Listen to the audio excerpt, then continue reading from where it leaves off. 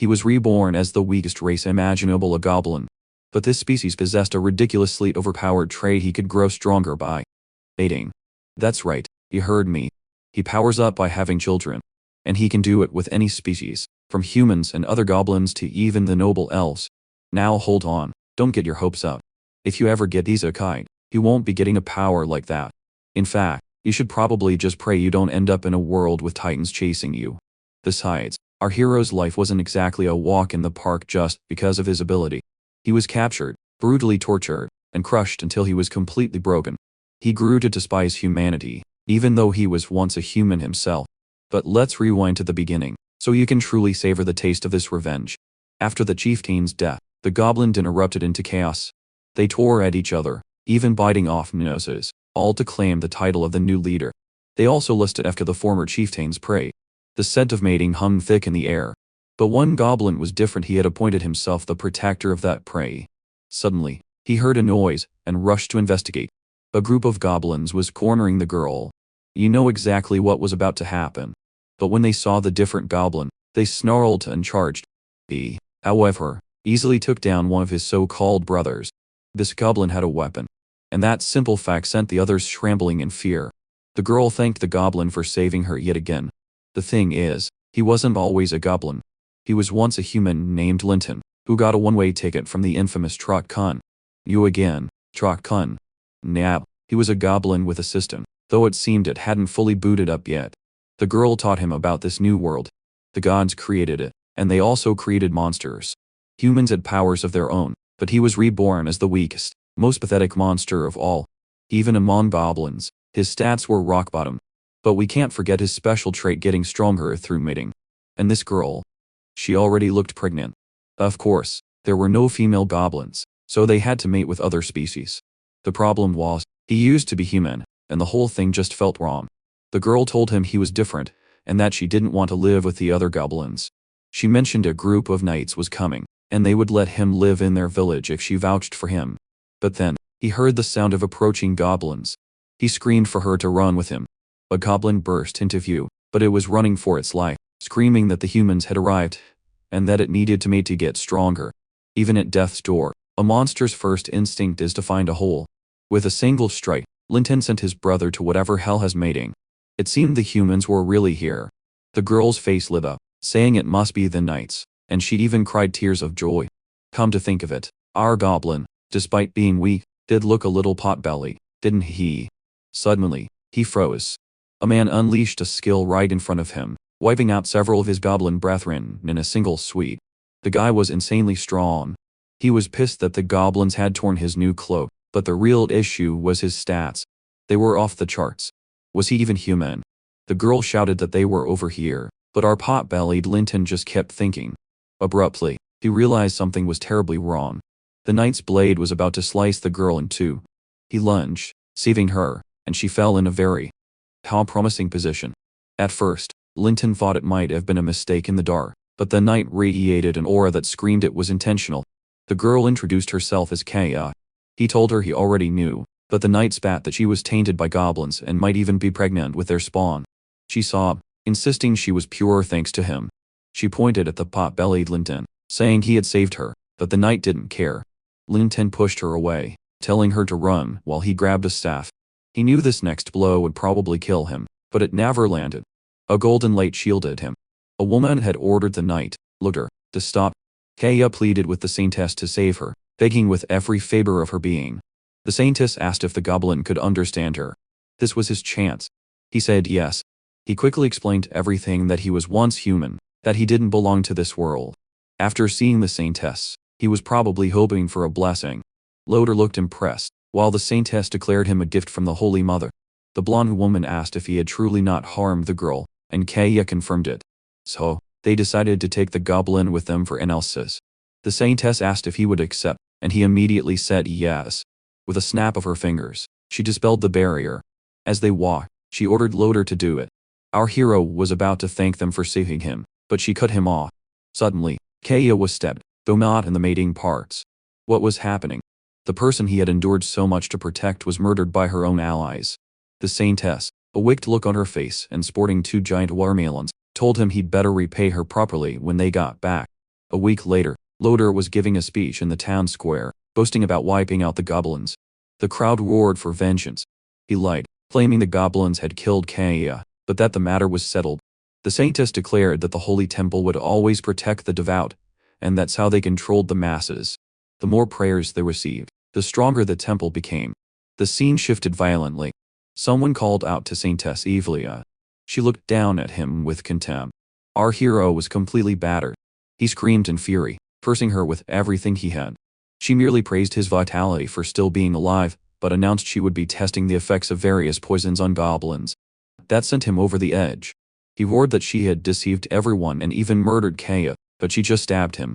Kaya was killed, she explained, because she had been charmed by a goblin and spoken up for it. That was a betrayal of humanity. To Evelia, goblins were nothing but parasites, and he should be grateful his body could be used for human experiments. Was he going to die like this? Was his mistake being reborn with the kind heart of a human? He was tortured daily for their amusement until he was finally killed. If he ever got another chance, he would never trust a human again. He would take his revenge on every last one of them. Suddenly, he found himself in another place. The system announced he was the single dumbest transmigrator of all time, and offered him a chance to start over. At least the system was honest. Only now did he understand his system had to die to activate. He was offered a chance to return to 1 week ago, with all his current memories. This was his chance for vengeance. With his own hands, he would make Loder and Evelia pay. So, he returned to the Goblin Den, this time with a little boost from the system. It warned him that if he died again, it was game over, and that the humans were approaching. He also had a simulation ability, usable once a day, which he promptly activated. In the current scenario, the cave was about to be discovered by Loder, and he needed to escape. The options were warn the other goblins, abandon them and flee, or hide and pray Loder didn't find him. He knew that even if he rallied the goblins, they stood no chance. Still, just to test it, he chose the option that gave him the most system points. In that simulation, he was slaughtered by the humans for overestimating the goblins' strength, but he got 10 points for it. He already knew he couldn't trust the goblins, but now he had points and decided to open the exchange window. There were various weapons at different prices, but with 10 points, he could only afford an elven dagger that boosted his speed by 10 and strength by 15. Our former hero wondered why he hadn't found Kaya yet. The system informed him that due to his rebirth, some details had changed, and Kaya had never been captured. So, now all he had to do was escape and survive. At the cave entrance, a couple of guards muttered about how disgusting goblins were. Our goblin covered his nose and mimicked a girl's voice, crying for help. The guards got excited, eager to kill any survivor, even a human, on Loder's orders. Sneaking up, he smiled and told one of them not to be afraid. Right before smashing him over the head. Revenge was just beginning. The injured guard trembled in pain. The other guard walked over, asking what was taking so long, oblivious to what had just happened. Linton smirked, his plan working perfectly. He lunged at the second guard, his razor-sharp dagger killing the man before he even knew what hit him. Linton followed up with a punch to the face, and the man staggered back, fueled by pure rage and agility. He leaped onto the guard and went to work. Just as Linton suspected, the dagger was incredibly sharp. He carved a massive gash across the soldier, who panicked and collapsed. Thinking it was over, the guard asked if Linton could speak human. Then he begged for mercy, pleading for his life. Trying to appeal to Linton's compassion, the guard pulled out a family photo, saying they were waiting for him at home. When he saw the goblin hesitate, he realized Linton understood him. The guard called him clever and claimed he was just following the temple's orders. Then, he tried to bribe him, promising fresh, young golden-haired girls, all while planning to grab his weapon and strike. Thinking Linton was distracted by the bait, the guard lunged like a sneaky rat, calling him a stupid monster. But the guard didn't get what he was expecting. With his speed, and that vicious dagger, Linton cut the rat down before he could even land a blow. The first chapter of his revenge had begun. Our protagonist was determined to make the most of his final life in a world where humans had betrayed him. Linton felt a growing certainty that his revenge would succeed. Then, he heard Loder's voice nearby and figured the captain was coming for him. He put his plan into action and took the dead guard's clothes. Leaving the area with the soldier's outfit in hand, Linton vowed he would find Loder and Evelia soon. Just then, the captain and the saintess arrived at the scene of the fallen guards. Loder wondered if a goblin could have really taken them down. Evelia mused that a little monster capable of killing 2 soldiers might be a mute. The captain told his ally that if it were true, and the news spread, the consequences could be catastrophic. Stomping on the fallen guard, Loder called him useless for losing to a single goblin. Meanwhile, the cruel Evelia seemed delighted at the thought of a mutated little monster, saying it would be fun. With a dark, almost aroused look at the idea of a different kind of goblin, the Petite Saintess said that if they caught it, she would have a lot of fun with it. We cut back to the forest, where our hero had escaped. Linton was relieved his plan had finally worked, and that he was free from that cave. While eating, he declared he would deal with his enemies the goblin way. He would use his unique ability to increase his stats and expand his influence. With a dark look consumed by hatred, Linton swore that, in this life, he would make every man wish for death, and every woman would desire him and weep at his feet. Hearing a rustle in the bushes, he wondered if Loder and his crew hadn't given up yet. Then, Linton spotted a hooded figure emerge from the brush. He attacked instantly, giving the intruder no chance to react. Startled, the figure stumbled over a rock. Linton stopped short, shocked to see it was a goblin. He couldn't believe it. He was even more stunned when the goblin spoke, expressing herself just like him. Still, he didn't let his guard down. Whoever she was, she'd been hiding. Then, something even more shocking happened. Linton couldn't understand why this goblin had feminine features, since goblins were only male and could only reproduce with other species. The female goblin, terrified, begged him not to hurt her, saying she was only there to get water, which made him suspicious. Linton couldn't comprehend a little monster speaking in complete sentences. He checked her status and saw something that made his blood run cold. If a male goblin mated with a female of the same species, he would become a goblin god. Linton was stunned, realizing that if he paired with her, it could be the perfect chance to become strong enough to face his enemies. Desperate and afraid, the girl told Linton that her boss had sent her for water, and if she returned without it, he would beat her senseless. She froze when she realized a goblin was talking to her and even trying to calm her down. Linton warned her that if she kept crying, she would attract Loder and his group right to them. Still in shock, she asked if he could really speak like her. He said yes. Linton remembered that goblins usually couldn't speak coherently, which was why she never talked much to the others in her tribe. Grateful, the girl told him he was kind. She said the other little monsters usually hit and insulted her, then asked if he wanted to come with her to the village.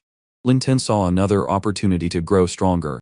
He perked up and asked if there was really a goblin tribe nearby, but he remained cautious. He didn't know if Loder's group was still after him, and finding a safe place was his top priority. However, with revenge and power as his goals, he told her he would go with her to the goblin village.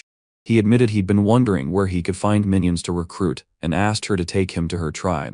Soon, the village came into view.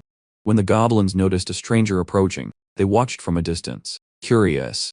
Then they started mocking Linton's clothes for looking human, calling him a weirdo. Linton saw an opportunity to begin his plan of revenge against this tribe. Determined to win their trust, he announced he was here to join them and demanded they bring out their leader.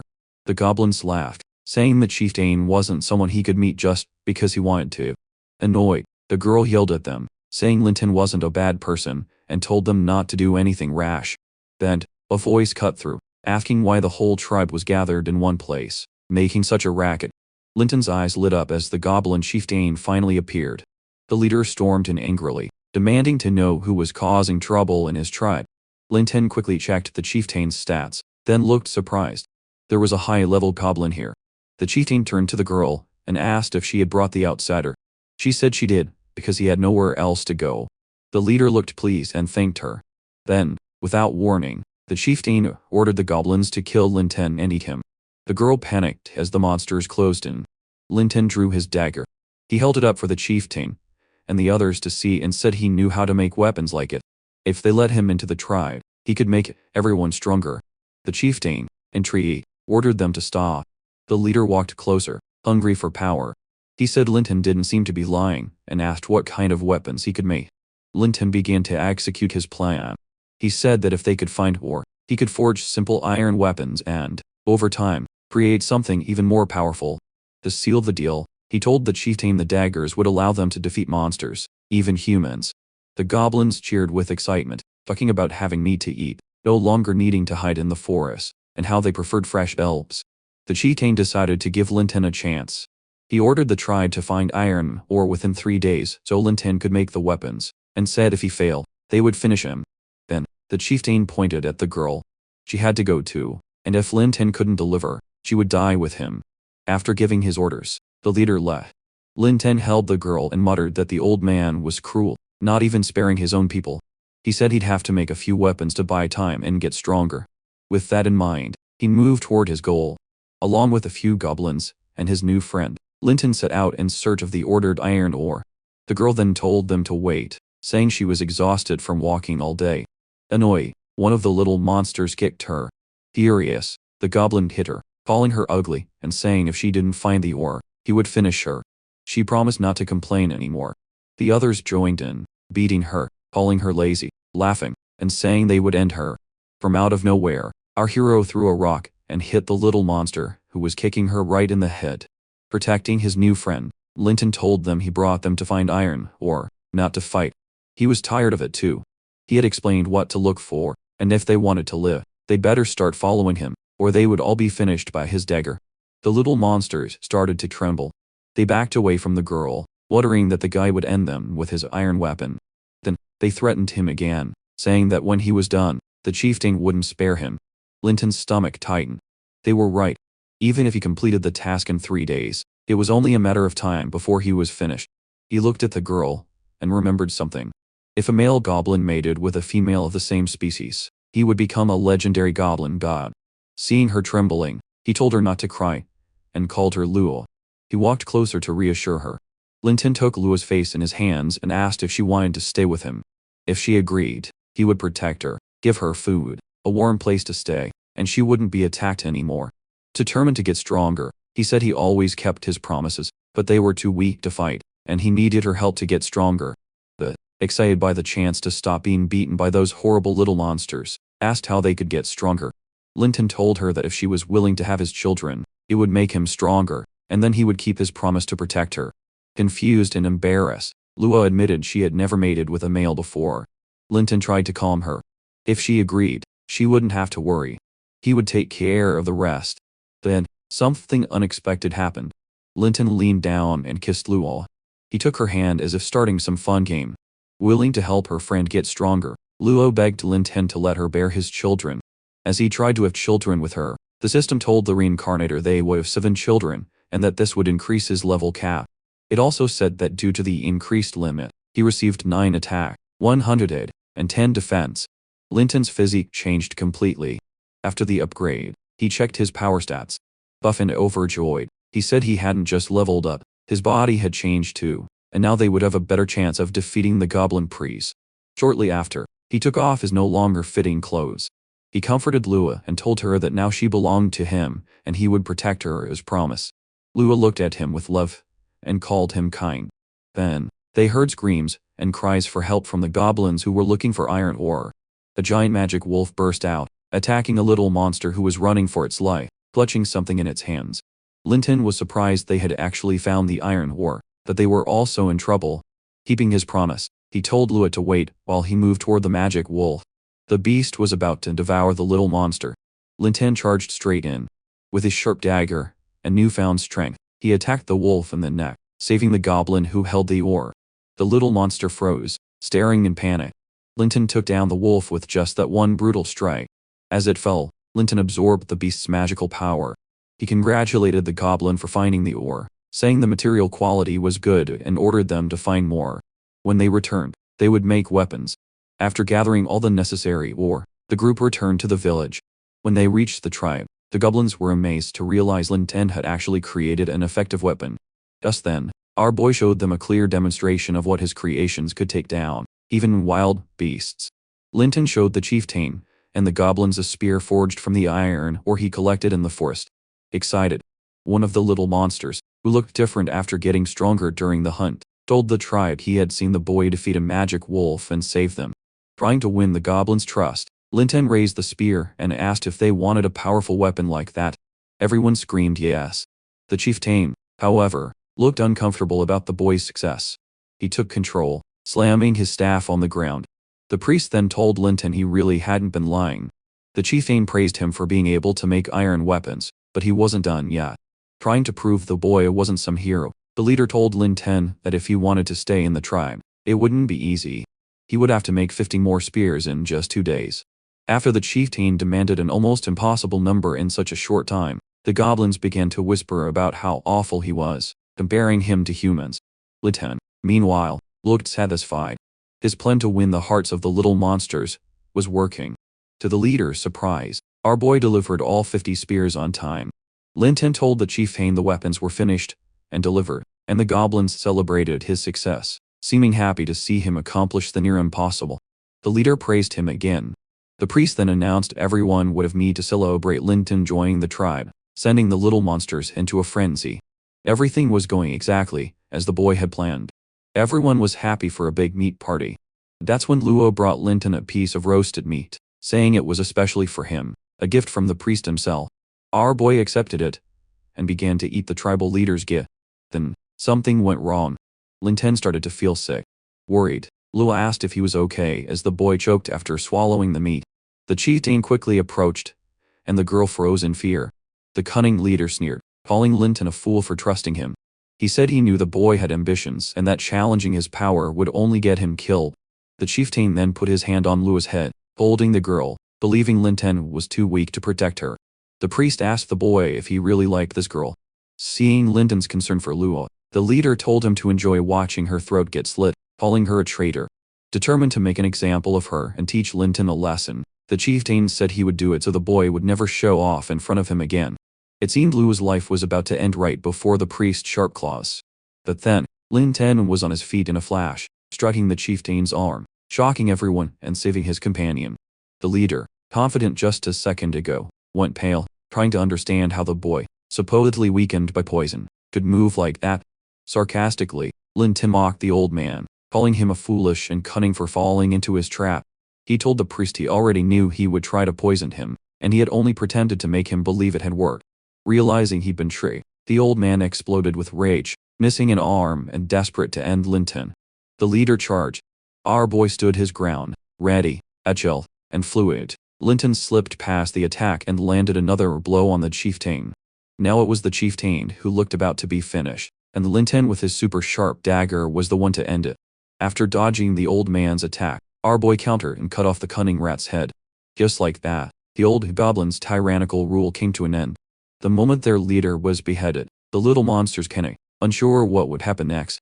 Linton walked toward them and they backed away, fear rising with every step. Then, he said the important thing. From that moment on, Linton declared he was the new leader of the tribe. He told the goblins he would lead them to attack elves and humans. Raising his powerful dagger, our boy promised them they would have meet forever under his rule. The goblins went wild at their new boss's promises and started cheering. Linton pointed to the old man's body and offered it to his soldiers as a celebratory gift. Soon, the little monsters surrounded the dead traitor. Deranged and hungry, they devoured their old ruler. Linton, the executioner, remained cold and determined. Taking over the tribe was just the beginning of his revenge. Next, he would have the elves raise a stronger generation for his tribe. But something was watching, slinking through the bushes. A beautiful elf girl observed from the edge of the forest, horrified by what she was seeing. Nearby, a strange structure sat high in a tree with goblins hanging from it as a warning to intruders. A girl's eyes lit up when she saw her princess had returned. The scout was an elven princess. The girl asked her to wait because the queen was busy, but the young woman insisted she had an urgent report. The princess pushed open the door to her mother's chambers, saying she had something important to report about the eastern magic forest, and walked in a sight she wasn't expecting. Inside, Asana found the voluptuous queen being courted by a couple of male elves. Asana froze, embarrassed to have caught her mother fooling around while danger approached. Before Asana could back away, the queen told her to wait and asked what could be so urgent that she would barge in like that. Asana repeated that she had an important report about the goblin tribe in the forest. Curious and arrogant, the queen scoffed. What could be so urgent about those weak, filthy creatures? Asana told her she had found a large black bear devoured in the magic forest, and that she didn't believe goblins could have killed it. She added that a few days ago she saw the old leader of the little monster tribe being finished off by a mysterious boy, and she wondered if it was related. But her mother only seemed to care that there was a new chieftain. Still arrogant, the queen ordered Kasana to take the elven soldiers and organize an operation to deal with the possible threat, and not to kill them all at once. Stroking a male elf while she spoke, the beautiful, seductive leader explained that goblin hearts were a valuable ingredient for the potions used by the tribe. Kasana, blushing with shame, said she understood the importance of keeping a few of the little monsters. The queen then playfully told her daughter she had been working hard lately, and as a reward, she would give her an elf to satisfy her. Or if she wanted, she could choose more. Kasana, completely flustered, laughed, saying she would investigate at night and come back to report if anything happened. Back with the goblins, they planned an attack. Using branches as markers, they created a map and told Linton that the Forest of 1,000 Wonders had about 30 tree houses. Pleased with the work, Linton told his best soldier that when they conquered the elves, he would get 2 elf girls as a reward. The goblin practically trembled with excitement. Motivated by the promise, Linton's right-hand man said he would order the others to prepare their weapons. Linton began to work on his strategies. Using the intelligence, Linton calculated 2 elves per house, a total of 70, including 10 in the mines. Wanting to make his tribe stronger, he announced that from now on they would hunt in the magic forest. The goblins cheered with excitement. The hunt allowed Linton to increase his stats, gain more agility, and learn a wider variety of skills. The goblins also grew stronger in the magic forest. Tirelessly, Lua and Linton hunted magical monsters, accumulating skills and gradually increasing their power. The goblins started using group attacks to take down larger beasts and share the stat benefits. With the tribe's devour skill, they absorbed ability after ability, bringing their total level to 18 and total strength to 250. Linton analyzed the numbers and concluded each elf had about 200 strength. That meant the goblin tribe's total strength had surpassed that of the elves. However, he was invading enemy territory, so he played it safe. Linton used the system to simulate an attack and studied the results. At his request, the goblin life simulation began. Linton led the goblin army, now much stronger, toward the elves, confident the attack would be a success. Due to Linton's overconfidence, the little monsters walked straight into an ambush. They were trapped and wiped out. Our protagonist was captured by the elf queen and hanged in the Forest of 1,000 Wonders as a warning to other goblins. In short, the system said Linton thought he had everything under control, but he was in the palm of the enemy's hand. In disbelief, he couldn't accept the outcome after what the simulation had shown. That's when Linton realized the goblin tribe had been watched the whole time, which was how the elves had set up the ambush. Strategy. Now, the new leader told his soldiers that the little monsters had keen hearing and smell and ordered everyone to concentrate and find clues about the spy. Soon, he detected something hidden in the forest. Using his magic power, our boy discovered the spy behind a tree. On a beautiful moonlit night, unaware she had been spotted, the princess and her soldiers quickly retreated, planning to inform the queen of a possible attack. Then, a couple of shining arrows flew toward the fugitives. Somehow, one arrow lodged itself right in the princess's butt. Kasana screamed in despair, unable to believe she had been caught. Shortly after, she fell to the ground. The beautiful princess panicked when she realized she had been paralyzed by the arrow, just like her soldiers, while the goblins praised Linton for hitting an elf. Worried, our boy wondered if the prisoner's body was reacting strangely due to the poison. Sarcastically, Linton told the princess he didn't think it would be so easy to catch them. Pleased, the plan was working out even better than he had thought. He told Kasana they had shown up at the perfect time. The new goblin leader then ordered them to take all the elven prisoners back to the tribe. Back in the village, one of the little monsters yelled to throw water on the elf, saying the boss had arrived. Kasana looked completely drained. As Linton approached, our boy said goblin body fluids had a special effect on females. Paralyzed and stimulated, it increased their chances against the elves, since elves were matriarchal, angry, and almost unable to move. The princess demanded to know how the filthy creatures dared to capture her and still planned to attack the elf tribe. Kasana told Linton that without the queen's mercy, the elves would have wiped out every goblin already, and if they hurt her, her mother would not forgive them. Sarcastic and confident, our boy mocked the princess. The reincarnator then threw Kasana to the ground, saying he found it interesting. She kept talking about mercy. Linton told her that the elves she described, and the elves her subordinates described didn't sound the same. Her soldiers were stupid, but they didn't lie. He added that her tribe might have wiped out every goblin in the forest, that there were still plenty of survivors, and he didn't believe it was out of mercy. Certain of victory, Linton told the princess she didn't need to say anything more. Tonight, the goblin tribe would go to the elves and find out the truth. Our protagonist told the soldiers they could split the 2 subdued prisoners and devour their abilities. The leader of the little monsters looked at the princess and asked what he was going to do with her. Unimaginable what was coming. Kasana became desperate and begged for mercy, but she would be the next one to be handled by the future goblin god. After having fun with the princess, Linton's stats increase, unlocking new abilities. Back in the elf tribe, the queen looked insatiable. Her subjects begged for a break, saying they couldn't continue satisfying her because the aphrodisiacs had run out. The naughty queen said they should have caught more goblins on the last hunt. The exhausted subjects stumbled in after serving the queen's desires, and she asked about Kasana. An elf said she hadn't returned yet. The same soldier asked the mother of the tribe if she wanted them to look for her daughter and take the opportunity to finish off a few goblins, upgrading the warriors. Worried, the queen agreed, saying she would lead a few soldiers to assist Kasana against the little monster tribe. Then, someone arrived and said the queen's daughter would not be returning, leaving her horrified, unsure who it was. In the shadows, Linton appeared and shot arrows toward the queen. The queen's soldier took an arrow right between the eyes. Desperate, the queen caught the next arrow before it hit her. Along with his loyal soldiers, Linton told the queen he had captured her daughter and that soon Kasana would be. Sarcastically, our boy told the queen that this way they would now be family. Bravely, the queen refused to surrender and grabbed a sword to protect her people. She demanded to know what Linton had done to her daughter. He just mocked her again. Furious, the queen charged, vowing she would end him. Linton dodged her attack without any difficulty and told her the elf tribe was surrounded. If she surrendered, she might be treated well. Then, the beautiful elf queen froze. Paralyzed by the goblin poison, Linton told her the arrow had been laced with the little monster's fluids and it caused paralysis in elves. He advised her to stay still. Just then, the lustful queen realized how easily she had been caught. Linton said he heard her talking about upgrading tools and stimulating potions, and he guessed that was the goblin's plan for the elves.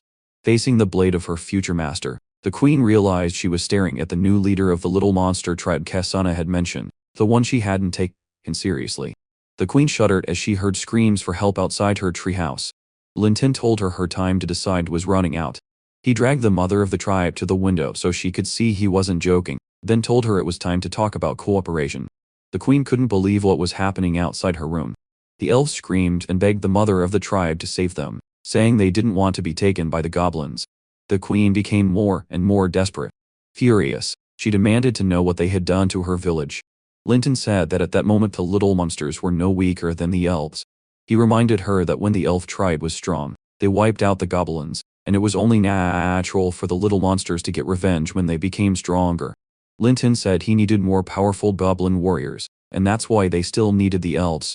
As for what happened to them after being used, he said it depended on the mother of the tribe's attitude. The naughty queen finally surrendered, begging for mercy so they would spare her children and let everyone live. The queen kneeled before Linton. The beautiful queen agreed to stay and let her elves bear children with the goblins, making them stronger. Back in the little monster village, Kasana was devastated to see even her mother had been captured. The queen apologized to her daughter for not believing they could be defeated. The queen said that at that moment only women and defenseless children were left to preserve the elven bloodline. She then added that all the elf girls had had fun with the goblins. Trying to reassure her daughter, the queen said that from that moment on they could only survive inside the little monster tribe. Linton told the queen and her daughter that he would take care of all of them and give them 3 meals a day. But if they had any bad intentions, they shouldn't blame him for being cruel and finishing them. Thinking of what was best for everyone, the queen said she understood. The queen then told Linton she had a request. She said they were all her children and asked if he could take care of them. Just then, Lua appeared, struggling to handle too many elf and goblin babies. Linton understood the queen was like that due to the infinite maternal attribute the elves had. Lua called the tribe leader, saying she couldn't take care of all those children alone. So, Linton accepted the queen's request and let her take care of the elf children, confident those children would bring significant power to the tribe in the future. With the goal of getting stronger, our boy used the system to check his status. Looking through the stats, Linton wondered if his level had been unlocked to the highest, because lately the values he received had been converted into attributes. He concluded that right now he just needed to keep having children to directly increase his strength. He looked over his tribe and saw everything was going according to plan. Linton was sure his current strength was enough to finish Loader. Gradually, more and more elf babies with goblin appearances were born. But the elf girls were disgusted after giving birth, begging them to take those scary little monsters away from them. Our protagonist asked Lua how many babies had been born so far, and the girl replied that it was about 30 to 40. Next, Kasana appeared in despair and pain. Linton looked worried because the princess was pregnant with his child. He rushed to her side as she screamed in labor. The queen tried to help her daughter, begging the princess not to give up. Terrified for her first child, the queen begged Linton to help with the birth since this was Kasana's first time. Linton wanted to help, and he was worried for Kasana and the baby. So, he told Lua to spread the princess's legs. Seeing he was about to help her daughter, the queen asked if he really knew how to deliver a baby. He said he knew enough. Kasana didn't believe him, and said she didn't want him to touch her. Annoyed, Linton told her to shut up, saying the children were his too. In the end, he delivered the baby and said the princess was fine. Then, Lua praised Linton for saving Kasana's life. Linton was humble and said it was nothing special. Then, they heard screams from another cage. Linton saw a goblin panicking because an elf was crying for help as she had just given birth. Something was wrong. With his dagger in hand and the queen by his side, Linton rushed to the cage where the goblins were trying to take the elf by force and ordered them to stop. He warned them to wait until the females were fully recovered, where they would face the consequences. He also ordered that from now on each elf would receive an extra portion of fruit in addition to their regular ration. Stunned, the queen said he was different from ordinary goblins. Linton told her the better they behaved, the better the treatment would be. Once again, Linton used the simulation to see what his revenge plan looked like after that. It said that after a lot of effort, he had won the hearts of the elf tribe, getting all the elf women pregnant, and they gave birth to goblins with stronger attributes. As the number of villagers increased, Linton decided it was time to get revenge on Loader and the others. He snuck into Brighttown alone and found the group. After the simulations, the system gave him 3 options, each with a different number of points attached to its ending. Linton wondered if he would actually find them, and remembered that his current strength was basically the same as Loader's, so he couldn't underestimate Loader's companions. Believing his attributes were enough to defeat the Lord, Linton chose option 1, to face them alone. The system said Linton found Loader and almost finished him, but then the captain's master appeared. The sword saint of humanity saved the Lord. Linton was taken down by the one who saved his enemy, and then, the group returned to the capital, and was never seen again. Against the sword saint, there was no chance of escape. Linton would have to be more careful from then on. Linton was amazed by what the simulation showed, trying to understand why someone so strong would appear in such a small place. He looked at the queen and became even more certain that he needed to maximize his power quickly. He saw no other way, so he decided to act. Linton told Lua he needed to go into human territory for a few days, and she would be in charge of the tribe. The queen was worried he would be taken down. Linton told the queen she knew about his feud with humans. And unexpectedly, the mother of the elves said she could use an invisibility spell on him. Please, Linton told her that was exactly what he was hoping she would say. Excited by the unexpected help, he told the queen he didn't expect her to care about his safety. She said she was just afraid that if he died, the goblins would have no leader. Thinking of her people, the queen reminded him that all her children were in that village, and if he returned safely, everyone would be safe. Lua and the queen promised they would take good care of the tribe while he was gone as Linton moved toward his goal. Now in Brighttown, people walked around. Soldiers moved through the streets in calm, steady patrols. It seemed a full security team had the area locked down. Seeing so many troops, Linton couldn't help but wonder if the sword saint had already arrived, but he had been gathering information all day and hadn't heard a word about her. Still, all this patrolling seemed off. Then, Linton noticed a crowd heading in the same direction. He followed and saw people gathered around a board displaying the adventure team rankings in Bright City. Loader was at the top. Linton narrowed his eyes. Was Loader stronger just by being at the top? Anyway, Linton knew he couldn't waste time. If he didn't find more clues soon, his revenge plan would fall apart. As he passed a tavern, he heard someone loudly promising to buy everyone a drink, saying they would drink until they couldn't anymore. Linton froze. He knew that voice. Finally, he walked in and saw Loader drinking as if he didn't have a care in the world. One of Loader's companions started praising him, talking about how Loader and Evelia had saved him from the 4-armed monkey, and the girl also chimed in about how great their captain was. Then, a member of the Boshi team interrupted, saying, "It's ridiculous to brag about such a small thing, like a weak little monster." Loader's companion got angry, telling him to get lost, and not talk nonsense. The Boshi member replied like a child, saying, even if there was some hero team, he would still beat them. The tavern keeper finally lost his patience. He said the dragons had entered their mating season and had been stealing livestock. And if these guys were as strong as they claimed, they should go stop them. That caught Linton's attention as he drank quietly. The keeper continued. If the evil dragons attacked Bright City and the capital didn't send reinforcements in time, the adventurers wouldn't be able to push back the horde. Everyone was about to face the darkness. Loder stood up confidently. He said there was nothing to fear, because he had called his master, the Sword Saint. Together, they would join forces against the dragons, and defeat them. The tavern went silent.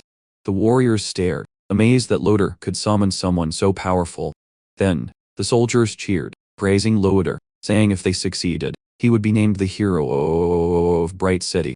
Loder raised his voice and said he would buy drinks for everyone as a celebration for the Sword Saint's arrival and for wiping out the dragons. Linton saw it as his chance. If the beasts were coming to the city, he could take advantage of the chaos to attack. He turned and left. Loder noticed him walking out even after the offer of free drinks. He called out, asking if Linton was staying for a drink. Linton didn't even stop. No. Pulled in direct. He told Loder there would be more opportunities in the future. Loder frowned, confused, who would turn down a free drink. Bright City was decorated from top to bottom, awaiting the arrival of the Sword Saint. Soon, Loder approached his master, who was meditating in a temple. He reported that the floating distance of the evil dragons was getting closer, and they would likely attack the city soon. Hearing his words, his master gripped her weapon and stood up. The Sword Saint asked how the task she had given him was progressing. Loder replied that 10 dragon hunting ballistae had been built according to her plan. She warned him that if anything went wrong, his reputation would be at stake.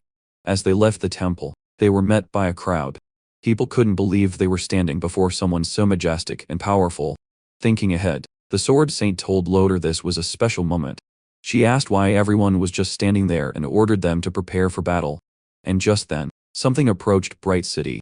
A giant flying beast appeared, already holding a citizen in its talons as the streets erupted in panic. The Sword Saint's eyes sharpened. It was a scout dragon. She said when it appeared, the entire dragon flock would follow right behind. She ordered Loder to lead his companions and follow her to the city walls. Elsewhere, a goblin rushed to Linton and told him a dragon had arrived in the city. The little monster said he had gone to check, and there were soldiers packed on the walls, asking what they should do. Cold and calculating, Linton said it was time to attack. The enemy was almost here, so now they wait. Like a true strategist, our protagonist along with his high-level goblins decided to enjoy the show. A few dragons flew straight toward the vibrant city, but a beam of light suddenly pierced one of the flying beasts right in the wing. Loder and Evelia stared, shocked at what those weapons could do.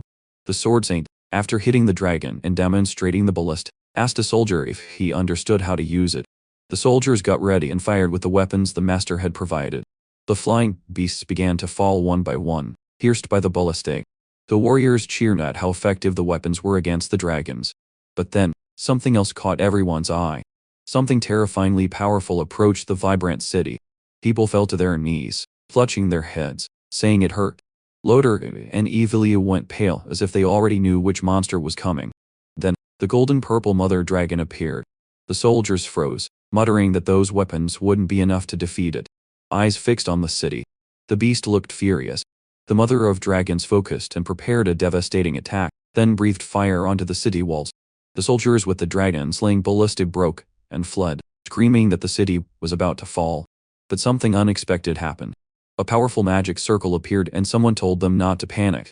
The saintess stepped forward and declared she would fight the mother dragon herself, ordering everyone else to continue defending the city. The master raised her sword and created a huge protective field. The barrier didn't just block the mother dragon's attack. It also stopped the other beasts from attacking the walls. From the top of a mountain, Linton watched, cautious, waiting for the right moment. He wasn't surprised the saintess could protect the city from the mother dragon's fire. Not with her stats. However, he admired the insane power the giant beast had shown, appearing and attacking instantly. Linton checked the Sword Saint's impressive stats and understood why she had wiped out the mother dragon's attack without difficulty. He pointed out that Loder's master was seriously powerful, and he was more comfortable knowing he wouldn't have to fight her to get his revenge. He said the mother dragon was weaker than the saintess, but made up for it with stamina. Even if the master could attack with her sword, she wouldn't easily defeat the beast. With the saintess tied up fighting the mother dragon, Linton called it the golden opportunity he had been waiting for. Determined, he said the moment for revenge against humanity had finally arrived, and ordered the goblins to follow the plan and enter the city. While the capital was being invaded by dragons, No one noticed another danger approaching. Loder said the flying beasts were hard to deal with, but he had to thank his master's teachings. Thanks to his teacher, the captain said he was now a dragon slayer. Then, to Loder's surprise, a citizen ran up in a panic, screaming that goblins were invading the city. We see the captain's team still fighting dragons, and Loder claiming the little monsters were stupid, but he didn't believe they were stupid enough to attack the capital. Then, another citizen ran up with a couple of goblins right behind. Seeing the little monsters with his own eyes, the captain realized he was in trouble. Like a true hero, Loder ordered his companions to handle the remaining dragons, while he and Freya took down the goblins. A little monster spotted the heroes of the capital and ran. Furious, Loder yelled at them not to run, but the goblins had planned that escape. And just like that, Loder and Aya were captured by the little monsters, exactly as Linten had intended. The captain's companions shouted they were coming to save him, but they couldn't get close with so many goblins surrounding them. Then, the vengeful Linten appeared without being noticed by the warriors. Right in the middle of the fight, Loder tried to warn them of the danger behind. But before the warriors could defend themselves, Linten easily took down two of them with his super sharp dagger. At that moment, Loder and the Saintess were desperate to see a goblin take down their companions with such agility. Our boy walked up and sarcastically mocked the two prisoners, saying he couldn't believe they got caught so easily. Brave and furious that his warriors were taken down, Loder yelled he would finish all the filthy goblins. Linten kicked the captain and told him to look around and stop talking nonsense. Our boy then ordered the little monsters to take Loder and Evelia through the sewers and out of the city, while the rest followed him to the walls to wipe out the beast riders. Amidst the battle against the mother dragon, the Sword Saint heard cries for help from the capital and couldn't believe the goblins had chosen that moment to attack. Next, that giant dark beast mocked Loder's master, saying they were in trouble. At that moment, the mother dragon and the Sword Saint engaged in a relentless fight, showcasing her power and taunting the queen of the beasts. Loder's master asked if she was having trouble, then attacked her with a massive force and put her in a tough spot. Taking control, the Saintess said the mother dragon was basically defeated and wondered if the warriors could handle the dragons and goblins. Then, a huge explosion occurred on the city walls. The chaos in the city caught the attention of the Saintess, and the mother dragon, who was on the verge of collapsing, said the little monster had appeared at the perfect time. Realizing the savior of the vibrant city was distracted, the dragon queen quickly escaped. While fleeing, the mother of the beasts told the Saintess that when she recovered, she would not forgive her, leaving the powerful warrior furious for letting that giant beast escape. Filled with rage for not finishing the dragon queen, the savior of the vibrant city swore that sooner or later she would go to the dragon island and finish them all. After the chaos in the city finally ended, the Saintess returned to the ground, frustrated to see Loder and his group couldn't even wipe out simple goblins. One of the warriors told the city's savior that the captain and Evelia had been captured by the little monsters. The Sword Saint couldn't believe it. The warrior said those goblins were not normal. At that moment, a member of the captain's group told the Saintess that the little monsters were as strong as the major races, and even Loder couldn't defeat them. Angry and thinking about getting her warriors back, the savior of the vibrant city said she would go to the enchanted forest and destroy all the goblins. But his citizen grabbed the Saintess's arm, begging her to stay in the city, because if the dragons or the little monsters return, they would be done for. Then, everyone started begging the savior to stay, saying they were citizens of the temple and the empire and should also be protected by her. At that moment, the Sword Saint agreed that she should protect them instead of chasing a member of the hero group, because that was her true responsibility. Back in the goblin village, everyone celebrated seeing the tribe leader had returned. The tribe's little monsters were amazed to see Linten return with human prisoners. Without mercy, the Saintess was thrown to the ground. One of Linten's soldiers ordered the prisoners not to cause trouble. Loder was surprised to see the goblins had captured a couple of elves. Evelia said she believed there was a hero in that tribe. Loder asked if she had recovered, and she replied that the poison in her body was strong, but her divine physique would soon be complete. Hearing her talk about her power, Linten snuck up and mocked her, saying he couldn't believe she recovered so quickly. The girl panicked, asking how he knew her name and what his intentions were in capturing them. With a dark look, Linten walked closer to the Saintess. Our protagonist, hatred burning in his heart, dug his claws into the girl's thigh. Evelia screamed in despair from the pain, while Loder could only watch, unable to help her. The captain yelled for Linten to stop torturing his companion. But for yelling at the goblin tribe leader, the brave Loder was beaten by one of the little monsters. Furious with Linten, The captain asked if he understood the consequences of capturing them, because the Sword Saint would find them and wipe them out. Confident, our boy said Loader's master would be his prey too. He was just waiting for the right moment, and even if she tried to search for them, she would never find them. Continuing with his plan, Linton told the goblin Callum he would be responsible for all the second generation and ordered them into the forest to hunt some monsters. Knowing for sure he would be hunted by humans, our boy decided to speed up his evolution process and ran a questionnaire. With Loader being stomped on the chest, Linton asked the captain if he liked capturing goblins and torturing them in secret like they did to him in his previous life. Loader looked like he had no idea what the boy was talking about. Linton got annoyed, saying the captain was too slow to answer, and decided to act. With hatred burning in his heart, our boy cut off his enemy's ear. Loader cursed, screaming that it hurt like hell. Fueled by rage, the captain told Linton that all they did was to protect humanity, and his duty was to wipe out the goblins, the cursed creatures. Sarcastically, the boy mocked Loader's claims, saying they probably hunted the little monsters to increase the hero group's stats, as if he knew them well. Linton said it was easier to finish off prisoners along with monsters than to save them, and asked how many humans had died for that justice. Loader looked truly shocked by the accusation. Avilia, exhausted, also couldn't believe it, wondering how a simple goblin knew so much about what they did. Consumed by hatred, Linton told them both that, unlike them, he didn't need to pretend. Since he was an evil creature, he would teach his enemies a lesson. With her strength nearly gone, Avilia asked Loader to save her. Then, the girl started begging for mercy. Loader panicked seeing his companion being tortured. Linton told the saintess he would throw her own words back in her face. The lesson was just beginning, so she'd better endure it. Next, our protagonist grabbed the prisoner's neck and said he wanted her captain to watch what would be done to her. Darkly, Linton handed Avilia over to the goblins and said he wanted to see how much she could endure after everyone tortured her. Loader couldn't believe it. He was really going to be forced to watch his companions suffer. Helpless, the little monsters started to close in on the saintess, just as their leader had ordered. A goblin walked up and told another it was his turn to guard the prisoner. The guard said Linton had ordered them to keep her alive. We see how weakened Avilia was after all that torture, and the guard said she was fine, just as ordered. Loader told his companion to hang on. The girl, almost unable to bear it, told the captain not to worry, because she wasn't suffering. The guard told the prisoner to shut up, saying he had no right to talk, and stomped on his head. Meanwhile, the elf queen, taking care of her babies, asked her daughter if Linton really hated humans. The girl insisted they were in trouble. Hearing her mother's doubts, Lua appeared and said the boy had mentioned he would get revenge on humans, so maybe he really did hate them.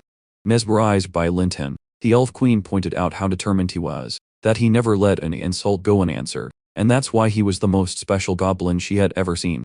The elf made an embarrassed face, thinking that even in that department, he was strong. It was strange for her, as if she wanted to be conquered by him even more. Meanwhile, somewhere else, a goblin reported to the MC that the second generation of elves who went hunting had returned. They returned early with a pile of prey on their backs. The goblin frantically told his boss they were back, and he was level 33 with stats grown to be almost equal to the MC's. He was very impressed. The MC asked why they had returned so early. Was the hunt really that successful? The goblin said they had killed all the nearby monsters, and could only go west in the forest, but they had found large goblins slaughtering other tribes. The MC asked which western tribe was being slaughtered by the large goblins. Another goblin said it was the Bloodfang tribe. When they split into teams to search for monsters, they had found a few tribes with their markings. The MC thought that was interesting. They were all large goblins. If they captured their leader, it would be perfect for the resistance plan against humans. The captured captain started laughing, calling them fools. They still dared to dream. The knights would quickly crush them. The MC turned back and said if he didn't open his mouth, he wouldn't even remember the existence of humans. The goblins moved toward the captain, but the MC said there was still another human there. The captain desperately asked what they were planning. A goblin grabbed the human captain's mouth, saying it was finally his turn, and his skin was so soft, driving the captain mad. Avilia was silent, forced to watch, and a few hours later, the captain was exhausted. Face down, completely unconscious.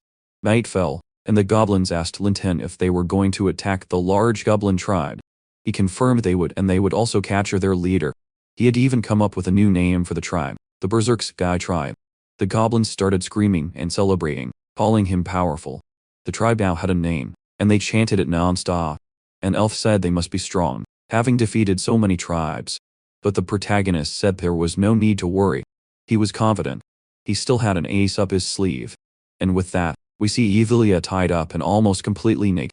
The next day, the protagonist observed from a perfect vantage point. It was time to see their strength.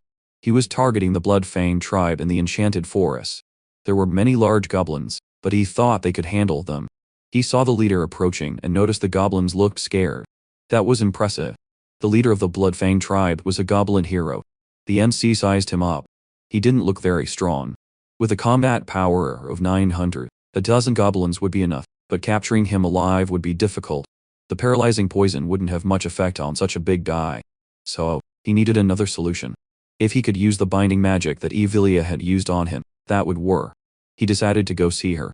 Back in the Berserk Sky tribe, a goblin approached Linten and said he had followed his orders. The human was almost done. The MC congratulated him for a job well done. The girl begged to be freed from her suffering, saying she would atone before God.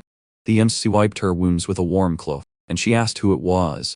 Still not turning. When she turned and saw the protagonist, she started screaming for him to stay away. Trembling, she yelled that she was going crazy. That thing was a demon, that she was in so much pain. The MC slapped her, grabbed her from behind, and held her, saying the punishment was over. She cried, asking if it was true. He backed away and said he did what he said, but she needed to choose her faith. She asked what faith.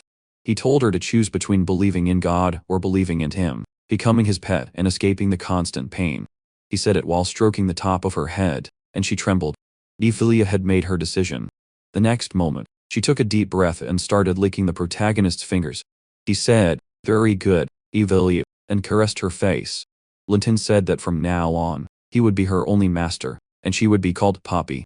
Evelia got on all fours, and called the MC master. He picked her up and took her to a warm well. He undressed her and bathed her. The pleasure made her say she would do anything for him, because he was good to her. He said that was perfect and continued to bathe her. Afterward, the protagonist said he wanted to see Evelia use her holy light confinement skill. She asked what that was. After the bath, he showed her a book, and she asked if the holy prison was the thing in it. Evelia concentrated and began a prayer. Her body lifted slightly as power flowed through her, and then a huge prison appeared before her. The MC was very impressed with her power. They walked past the tribe's prison. The captain sensed them and started screaming for Evelia to attack the MC and heal his body as quickly as possible. The MC said she had willingly given herself to him. The captain didn't believe it. She was the daughter of the Holy Church's leader. She wouldn't submit so easily. The MC ordered her to kneel and say she was doing all this of her own free will. She obeyed instantly, kneeling and smiling at him. The captain became desperate at the sight. He leaned against the bar, smiling and drooling with hatred, saying the MC's actions would cause the goblin race to disappear from the world. The sole purpose of a goblin's existence was to be wiped out by humans.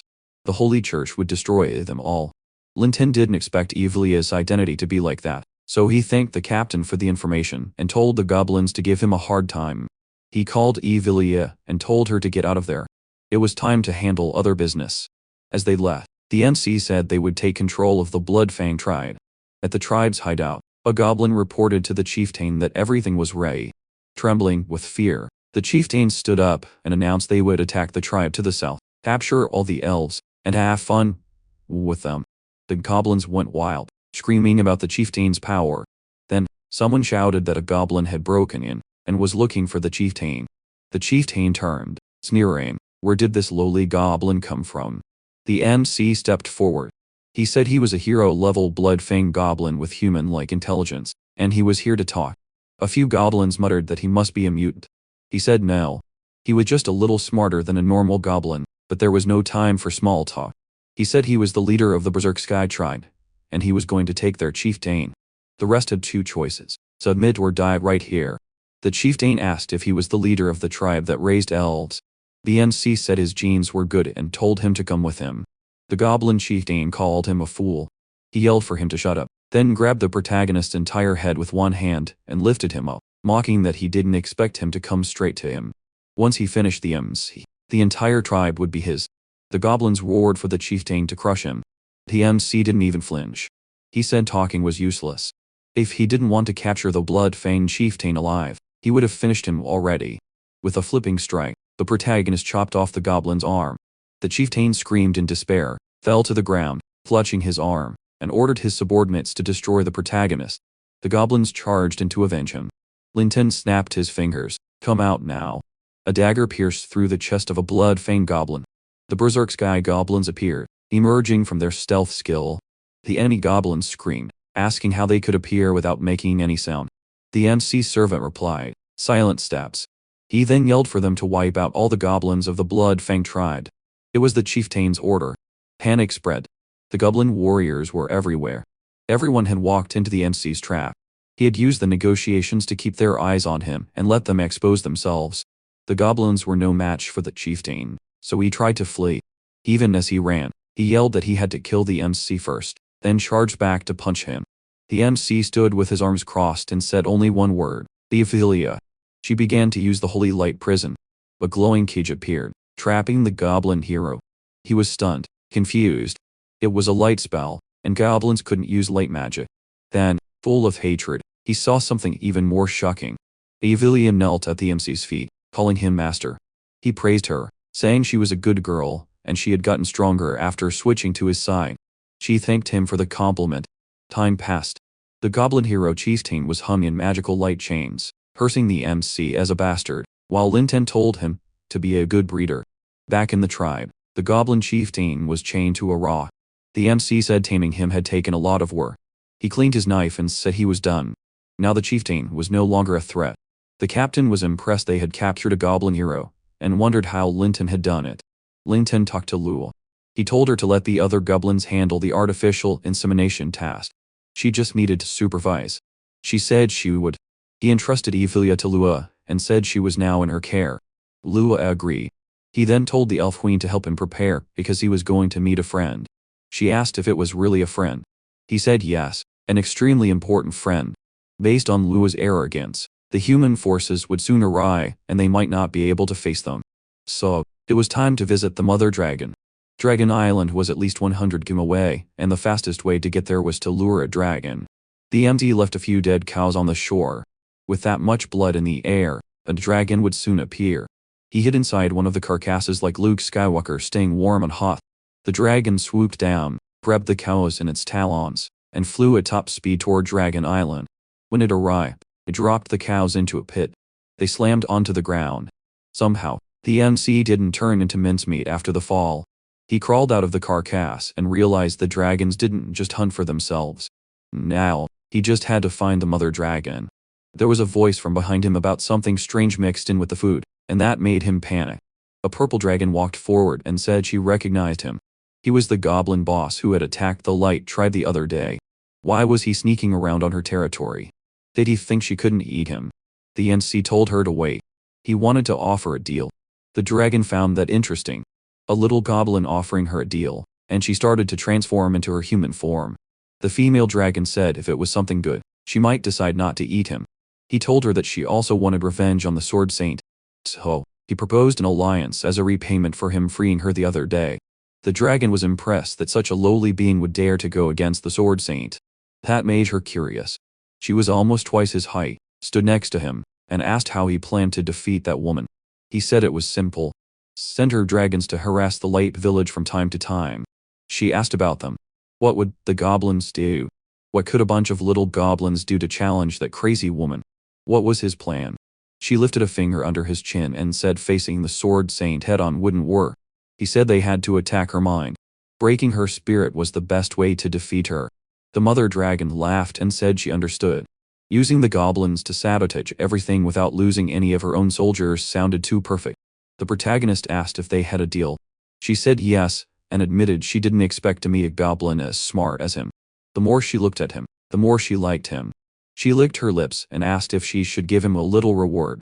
The MC froze, realizing the female dragons were in their mating season. The mother dragon also realized his body was too small for her. So, she would give him another reward first. She looked ahead and asked which one she should choose. Back in the Berserk Side tribe, Loder was crucified in the middle of the triad with heavily armed goblins nearby. He had been there for so long, and the guards still hadn't come to save him. If he didn't escape soon, he would go crazy, but he didn't know how to get out. He remembered goblins weren't very tall. If he could get to a higher place, maybe he would have a chance. Then, he saw something that horrified him. A dragon. A flying dragon. He screamed for the goblins to release him quickly because he didn't want to be burned by dragon's breath. The goblins panicked too. An elf asked how it got here, and another elf said there was someone on its back. The dragon landed in front of them all. Sitting on top was none other than the protagonist. He got down, pulled off his hood, and said he was back. The goblins stared, amazed. He told the dragon to rest right there and not to leave. The goblins cheered, screaming that Lin 10 was too awesome, celebrating with great joy. Loder was stunned. Was he really a goblin? He prayed the Knights Guild would come to save him soon. In the City of Light, a few knights approached the city center. They bowed to the Sword Sea, but she said time was short and they shouldn't worry about procedures. It was time to make a rescue plan as quickly as possible. The system warned the MC that he was entering a new storyline and had 3 options. Continue killing monsters, create more goblins, or fast forward 1 month. He realized the third option meant the Sword Saint wouldn't attack him during that time. So, he chose it. He would get 20 points. The system began to speed up time and said the corrupted forest no longer gave him any experience points. He had received 20 points and a reward of 20 times his life points. Time jumped forward 1 month. The protagonist woke up and the system announced that the fast forward time was over. He got out of bed still thinking it was strange that time just passed like that. The system congratulated him for reaching level 50 and earning a total of 0 points. His stats had increased a lot, but his overall power hadn't. Lua burst into his room, screaming that all the newborn goblins hadn't survived. That completely devastated him. He ran outside with the goblin woman. The elves were holding the deceased children, crying over their bodies. The protagonist asked what had happened. He grabbed an elf and asked if something had happened. She said she didn't know what went wrong.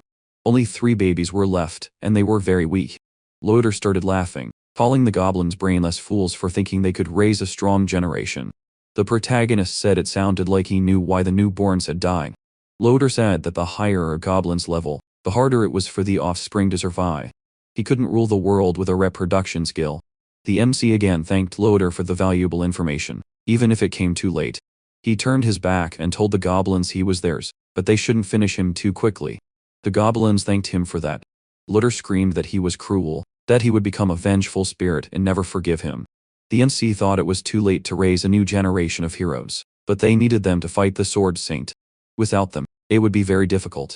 He started to wonder how he could evolve the goblins quickly. Just then, the dragon landed behind him. She walked up to the MC like a cat and started rubbing her head against him, and he wondered what was wrong with her. The dragon was entering a transformation state while she was in heat. This situation was special for him. So, she had completed the transformation. So that was the special situation. The gift the mother dragon had left for him. The female dragon started flirting with the MC, and he got nervous. She jumped on him, knocking Linton to the ground. With a love-struck face, she sat on his lap and licked her lips. The system warned that he had unlocked a new achievement, and this time his stats increased a lot. The protagonist was recovering from the growth session he received from the dragon. She was just 1, but she was extremely fierce and hungry. So this was the power of a dragon. He had become some kind of hero. He could have grown just by drinking her blood, but she wanted to do it with him. She appeared behind him again, even more aggressive, saying she wasn't done with him yet. He screamed in despair, telling her he had things to do before getting back to her. She had to give her blood to the goblins, and then she could come back. She charged at the goblins fiercely. They were confused and panicked. It looked like she was about to chop them into little pieces. Night fell, and the goblins gathered around a campfire. After drinking the dragon's blood, they had evolved a lot, but they could evolve even more. The protagonist sat to the side on the dragon's paw, while she slept. He stared at his hands, amazed at the dragon's power. Not just him, but every other goblin had evolved into the hero class. However, their overall power was a bit lower than what he expected. It was time to get some equipment. He told the system to open the shop. While looking at the items, he thought that as the leader of the hero tribe, he had to be strong to maintain his authority. The system showed he had 180 points to spend, enough for advanced practical equipment. He spotted an elemental crossbow that absorbed elements and could shoot elemental arrows. It was small, perfect for long-range attacks.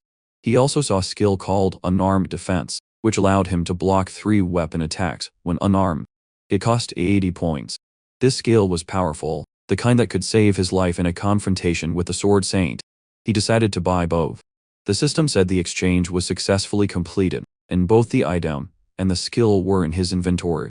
The MC wondered how these weapons would work in battle. He wanted to test them immediately. Then, he saw Loader and called him. Loader looked desperate, already imagining what would happen. The protagonist told him he was the perfect candidate. Loader asked what he was going to do now. And just like that, he became the first to experience the power of the hero class Linton. Someone in the magic forest, a human witch, screamed for help while her companions scoffed that insignificant creatures didn't interest her. She'd rather be with the sword saint hunting dragons. A third adventurer said the mother dragon was too big a problem anyway, and this job was easy. He finished by saying they shouldn't waste the opportunity Loader had given them to earn glory. The witch noticed something ahead and warned the others. They prepared for battle. A giant spider dropped down in front of them and the fight began.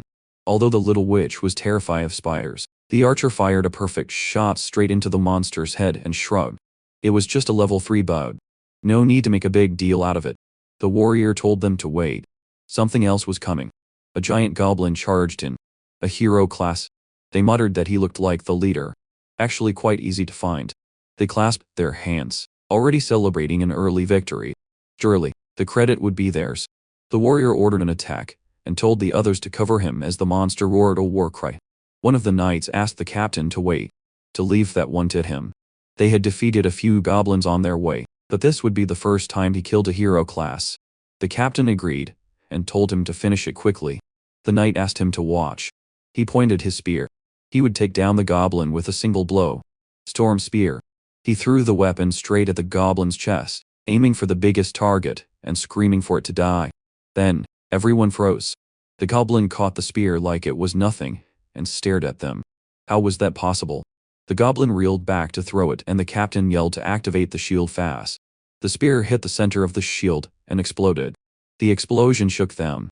The shield was pierced clean through the middle. They stood in awe. It almost shattered from sheer brute force. If it was the physical tight, they needed distance. The archer prepared to shoot. One arrow was enough. Her aim didn't miss. That's what she thought. A hand punched straight through her stomach. She looked back in despair and saw another goblin laughing behind her. A goblin assassin. The archer collapsed. The swordsman yelled for them to hold formation and surround the archer in the center. Now the witch screamed for the captain to look where she was pointing. He turned. Goblins of different sizes and classes were approaching from all sides. In the forest, someone screamed for help again. Only this time it wasn't monster bait. This time it was them actually calling for help. The goblins celebrated. The humans were theirs now. A goblin declared the witch was his, and started to move in, but another cut in. The loot belonged to the tribe. The chieftain had ordered the humans to be captured, but one had escaped, and he didn't deserve anything. The four-armed goblin roared. They had killed so many humans. They were strong enough to decide what to do with the loot. The goblins started to rebel, screaming they were the strongest, and the tribe should follow them. One of them said Big Brother was the strongest here, so they would follow him. He glanced at his reflection in his sword, and decided they would take the loot back to the tribe first. Back in the tribe, word spread that the heroes had returned. They had captured a couple of humans. It was unbelievable. Their leader's name was Gabuchin. The protagonist sat quietly. An elf by his side, clearly nervous, asked if he still had control over them. He didn't answer. Nothing. The four-armed goblin lifted the human captain. That one was his, and he was going to eat him. Linton stepped up and told him to release the captain. The human had information he wanted. The goblin looked down at him, mocked his size, and gave a hideous smile. If Linton wanted the human, he would have to trade one of his women. The women shuddered, shocked and scared. Linton raised a hand to stop him. The MC looked up, anger burning in his eyes, and asked if he understood what he was saying. The MC was their leader. The four-armed goblin turned, pointed at the red-haired goblin, and called him Gu Quan. He said Quan was stronger than the MC, so they would follow him. The MC looked at the two goblins and asked if Gu Quan was the one behind the rebellion. He said if the red-haired one defeated the four-armed one, he would forgive him. The four-armed one burst out laughing, saying Quan would never obey the MC. Quan was the new boss, and they would kill the MC and rule the tribe. A hand suddenly clamped down on the four-armed one's head. He panicked. When he realized what was happening, Do Quan was the one holding him. He was about to speak, and then tomato splattered everywhere. Both the protagonist and the elf stared, amazed. The four-armed one lay sprawled on the ground, and the other goblins backed away in fear. The red-haired one called the MC leader and said that since he evolved, he started to understand things better. He wasn't like those arrogant fools. He respected the MC, but he also believed in brute strength. He called the MC father and said he had defeated the previous chieftain to become the new leader. So, now he wanted to try too. He was level 50. His stats were ridiculous, and his total points were 200. The MC smiled. He understood. The kid had the guts to challenge him with 1200 power. Linton radioed a fiery aura and said Kwang's growth was impressive, but was he sure he wanted to challenge him? The protagonist's aura looked like a Super Saiyan. The other goblins started cheering for Gebdu Kwang, screaming for him to destroy the MC and become the new boss, so they could take the women too. The protagonist closed his eyes and said it seemed a lot of goblins were ready to follow Gebdu Kwang. But before they began, he wanted to confirm something. He created a fireball and said that if the hero-class goblins wanted to continue following the MC, they should come to his site now, or they would be wiped out. The captain thought the MC was a priest, and was impressed. He thought he could run away amidst this internal conflict. There was no way he could fight them here. Once the current leader was dead, he could find a way to escape. A few goblins moved to the MC's side. Kwang had made his choice right in front of the MC. He wanted absolute power. He drew his sword. He charged straight at the MC, but the MC stepped back and dodged the attack. The captain turned pale. The red-haired one was even stronger than when he captured him in the forest. The MC praised Gebdu Kwang's skill and held his sword in front of him. The blade erupted in a powerful flame, and he told Gebdu Kwang to take the next blow. The red-haired one panicked. He had never seen a weapon like that, and it was incredibly fast. He knew he couldn't dodge, so he faced it head-on and sliced straight through the fireball. The protagonist realized and recognized the goblin was really tough. Gebdu Kwang charged with his sword, roaring. He was more than twice the MC's height. The protagonist burst out in a sarcastic laugh. Kwang's blow slammed into the ground with so much force it exploded. The two humans were horrified. The goblins watching from the protagonist's side were tense, unsure how it would end. Gebdu Kwang stared in horror. The MC had blocked his sword with one hand. Linton praised his strength again, but said it wasn't enough. He had used the unarmed defense skill, then drew his crossbow. Gebdu Kwang's eyes widened as he stared at the power of the crossbow aimed right at him.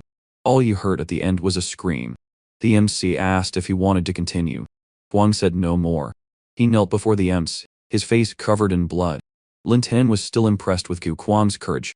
The other goblins started begging for their lives, swearing they would never disobey him again. They knelt and trembled before the MC's power. He called them useless cowards. They begged for forgiveness and swore to follow him forever. He told Kwang to stand up and a healing skill was used on him. Diavilia was the one healing him, and Linton said he had guts. As long as the red-haired one continued to serve the MC wouldn't kill him. Of course, he wouldn't forgive the other traitors, so he told Kwang to crush them on the spot. The red-haired one thanked the MC for sparing his life and said he would handle the traitors now. The desperate goblins continued to beg for forgiveness, but Kwang easily crushed them. Linton yelled for the other goblins to devour the traitors and get stronger, and the goblins who remained loyal celebrated the MC's victory.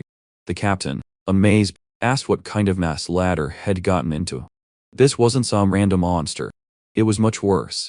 The MC walked up to Loader's cross and apologized that this wasn't the show they were expecting. Did Loader really think those useless fools would save him? He called Loader naive. Loader gritted his teeth and said it was the fault of the useless sword saint, the one who only knew how to hide in the city like a coward. Then, he started laughing, screaming that everyone there was useless. What impressed me the most was that he hadn't completely lost his mind from all the despair. The captain admitted he had underestimated the MC, but told him not to get too excited. The sword saint would appear as soon as she defeated the mother dragon.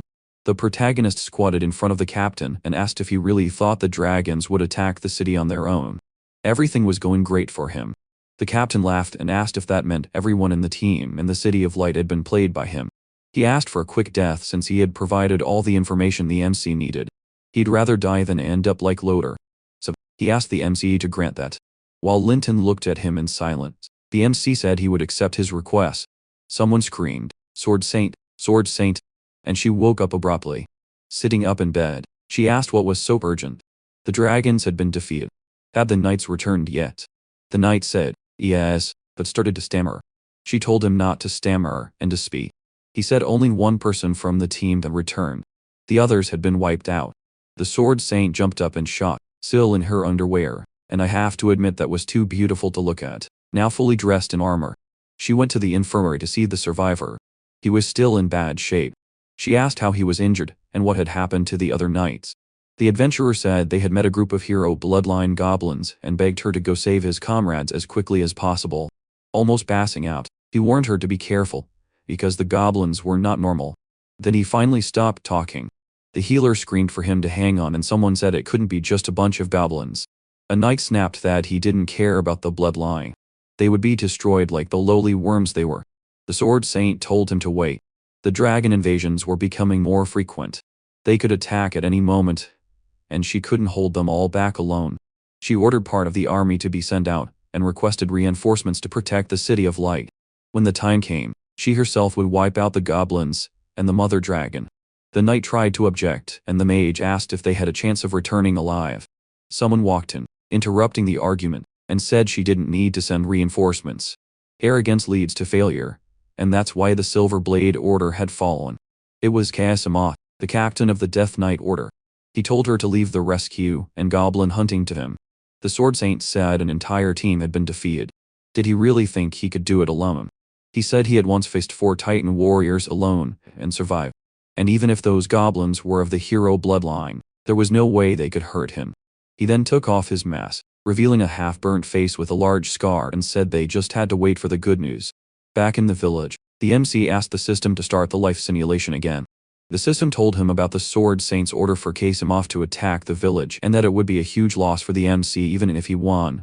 The MC wondered if Kasimov was really that strong enough to cause great destruction to the village. The system gave him 3 mission options: change the village, prepare for the attack, or capture Kasimov first. He chose the last one and received the mission to fight Kasimov. The reward was 20 points. But before moving, the MC needed to know who Kasimov was. In the middle of the village, a loud laugh echoed. Loder was celebrating Kasimov's arrival, saying, "The goblins won't stand a chance. Their time has come." The guy had defeated a couple of Titan warriors. The MC glanced back and said, "Loder seems to have a lot of faith in that man."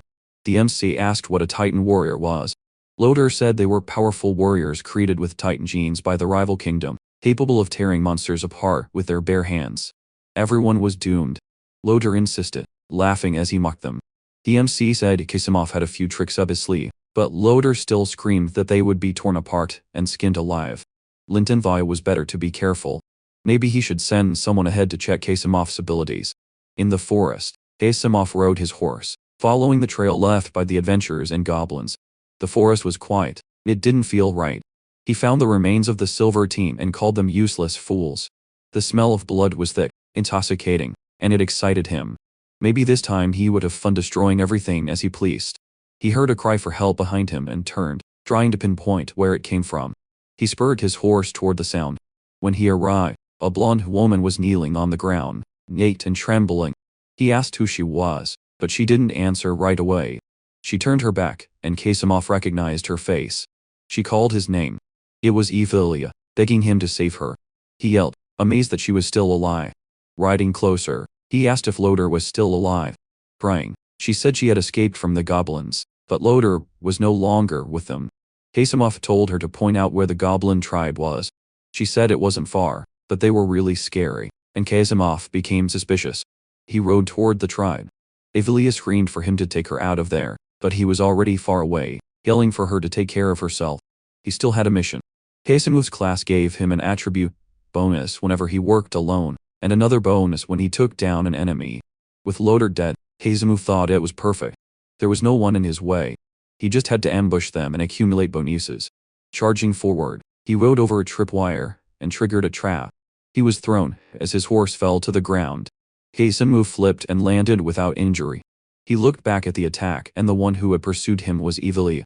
He demanded to know why she hadn't left yet. Evelia raised her staff and used Holy Light Critical Strike, hitting Kasimov. He screamed, asking what she thought she was doing. She said her master had ordered her to defeat him. She used Divine Impact again and hit him once more. Purple smoke spread in front of Olivia. Kasimov used Soul Devour. He grabbed her hair and asked what kind of spell she was under to dare attack him, but she didn't answer. He licked her shoulder and said, "In that case, he won't go easy on her. He didn't just like killing monsters. He liked skinning her." He pointed his sword at Evelyn's neck and said, "This is a good opportunity to accumulate bonuses." A voice said they understood why he dared to go alone and try to wipe them out. The MC stood behind Kasimu, sword in hand, saying Kasimov's class stats and equipment were quite a mess. His sword had a power called Life and Death Harvest, which increased critical damage by 90. If Kasimov performed a sneak attack, that would be bad for the MC. Kasimov was shocked. How could a low-level goblin steal his sword in an instant? Evia ran to the MC, calling him master. Kasimov yelled that she had lowered herself to be a slave to disgusting goblins. The MC patted her head and said she was a great servant. He told Kasimov he was disappointed. He thought Kasimov would be formidable, but he was just a psychopath who liked to kill. Kasimov said that even if he didn't, if he knew how he had figured out their stats, he would easily deal with a disgusting goblin like him. Even without a sword or passive skills, he was fully capable of sending the protagonist to hell. Kasimov drew a dagger and charged at the protagonist, who didn't even bother to dodge. The next moment, two goblins appeared behind the protagonist and Aya, both heavily armed. The protagonist smiled and said that today they would see who went to hell first. The dragon also appeared and breathed fire down on Kasimov. He was completely incinerated in a single blow. This guy had sprinted to hell and broken all the records. Meanwhile, back in the Skylight tribe, one of the creatures screamed that the chieftain had returned, and another said he had even brought his prey. He threw something down in front of the tied and tattered man. He asked if that was the one known as the all-powerful god of death. Said it was a pity, and after all that overconfidence, it only led to death. The man said the other one was dead. Screaming about the sword, he called her a miserable witch and said it was a bad strategy to send someone to protect the city. The leader thought that now he could focus on evolving the rare goblin species, and this body would provide useful nutrients. He told Gopshin his prey was the first for him and ordered him to share the rest with the others. The goblins swarmed in excitement, thanking their chieftain. He thought that goblin was chosen because it had a better chance of evolving into a rare species. The creature started eating the remains while the chieftain thought he was a hypocrite and cruel, and those were perfect qualities for it. Picking up a fruit, he thought that for the holy sword, he had checked the system earlier, and she only commended 3 knight teams, and the silver blade had fallen. He knew that when the news of Kasimov's failure spread, it would crush the holy sword spirit, and she would have to act to fix it. He decided now was the best time to use the simulation system to probe the future. So, he ordered the simulation system to begin. Excited, he laughed, thinking the holy sword was really an ambitious saint. But in this game, he was the final winner. He then left and told one of his subordinates to gather all the goblins, saying that tomorrow he would lead them to do something big. The goblins obeyed. Determined, the goblin leader thought it was time to wipe them all out. Somewhere else, someone asked how the person was discovered. A gentleman said he was reporting to his lord, and he had been found outside the city. A woman said it had only been a day, while another knight asked how those simple bastards could have killed Asimov. The woman said they had failed several times to wipe out the goblins, and the existence of that dragon couldn't be a coincidence. She concluded there must be some conspiracy between the dragons and goblin, using the city's citizens and trapping them there in an ambush, and said they needed to do something. She screamed, signaling the war cry team and all members to go to the capital for reinforcements. Some time later, a few people were riding toward their destination. One of the men said that even if they continued to rush to the capital like this, it would take 4 days. He asked what would happen to the city's defense system if everyone left and asked to let him go alone for reinforcements to the capital so they could protect the Saintess and the city. The other woman said he didn't understand, and this was her plan, because if they encountered a goblin ambush, at least one of them could escape and warn them. She added that if the Saintess's forces defeated the goblins, the dragon outside the city would not be a problem, and the real problem was them attacking this city with no defense. While the knights said that was the plan, she said her job was to protect the knights' operation and send reinforcements to the city, and they needed to be quick. The man finally seemed to understand. Suddenly, the knight stopped his horse, startled. One of the men said the bridge was destroyed, and asked what they would do. The girl said it was intentionally broken, so they needed to take a detour. But the captain said they couldn't because it could be a plan to force a detour and set up an ambush. Since the bridge was destroyed, the place was safe. He ordered them to chop down trees and rebuild the bridge so they could cross the river before nightfall. Time passed in the forest. Finally, the bridge was ready again. He said time was running out, and they needed to cross the bridge quickly. The girl said it was strange that it suddenly got dark. The knight looked up and froze. This was not good. A giant dragon flew up over the bridge. Someone screamed to look at its back. There was a goblin riding it. Another man panicked, screaming that the goblins and dragons were allies. The goblin leader laughed, saying they really worked fast, and they had rebuilt the bridge instead of taking a detour. Did they really think they wouldn't be ambushed? The knight snapped back, asking if he was the one who destroyed it, vowing he would kill them himself. The dragon breathed fire on everyone. The flames slammed into the bridge as the knight screamed for everyone to run. The fire spread quickly. The horrified girl talked to the captain about the bridge and cursed those goblins. The knight swore he would capture the leader and torture him to death. The goblin leader tilted his head. Was that all?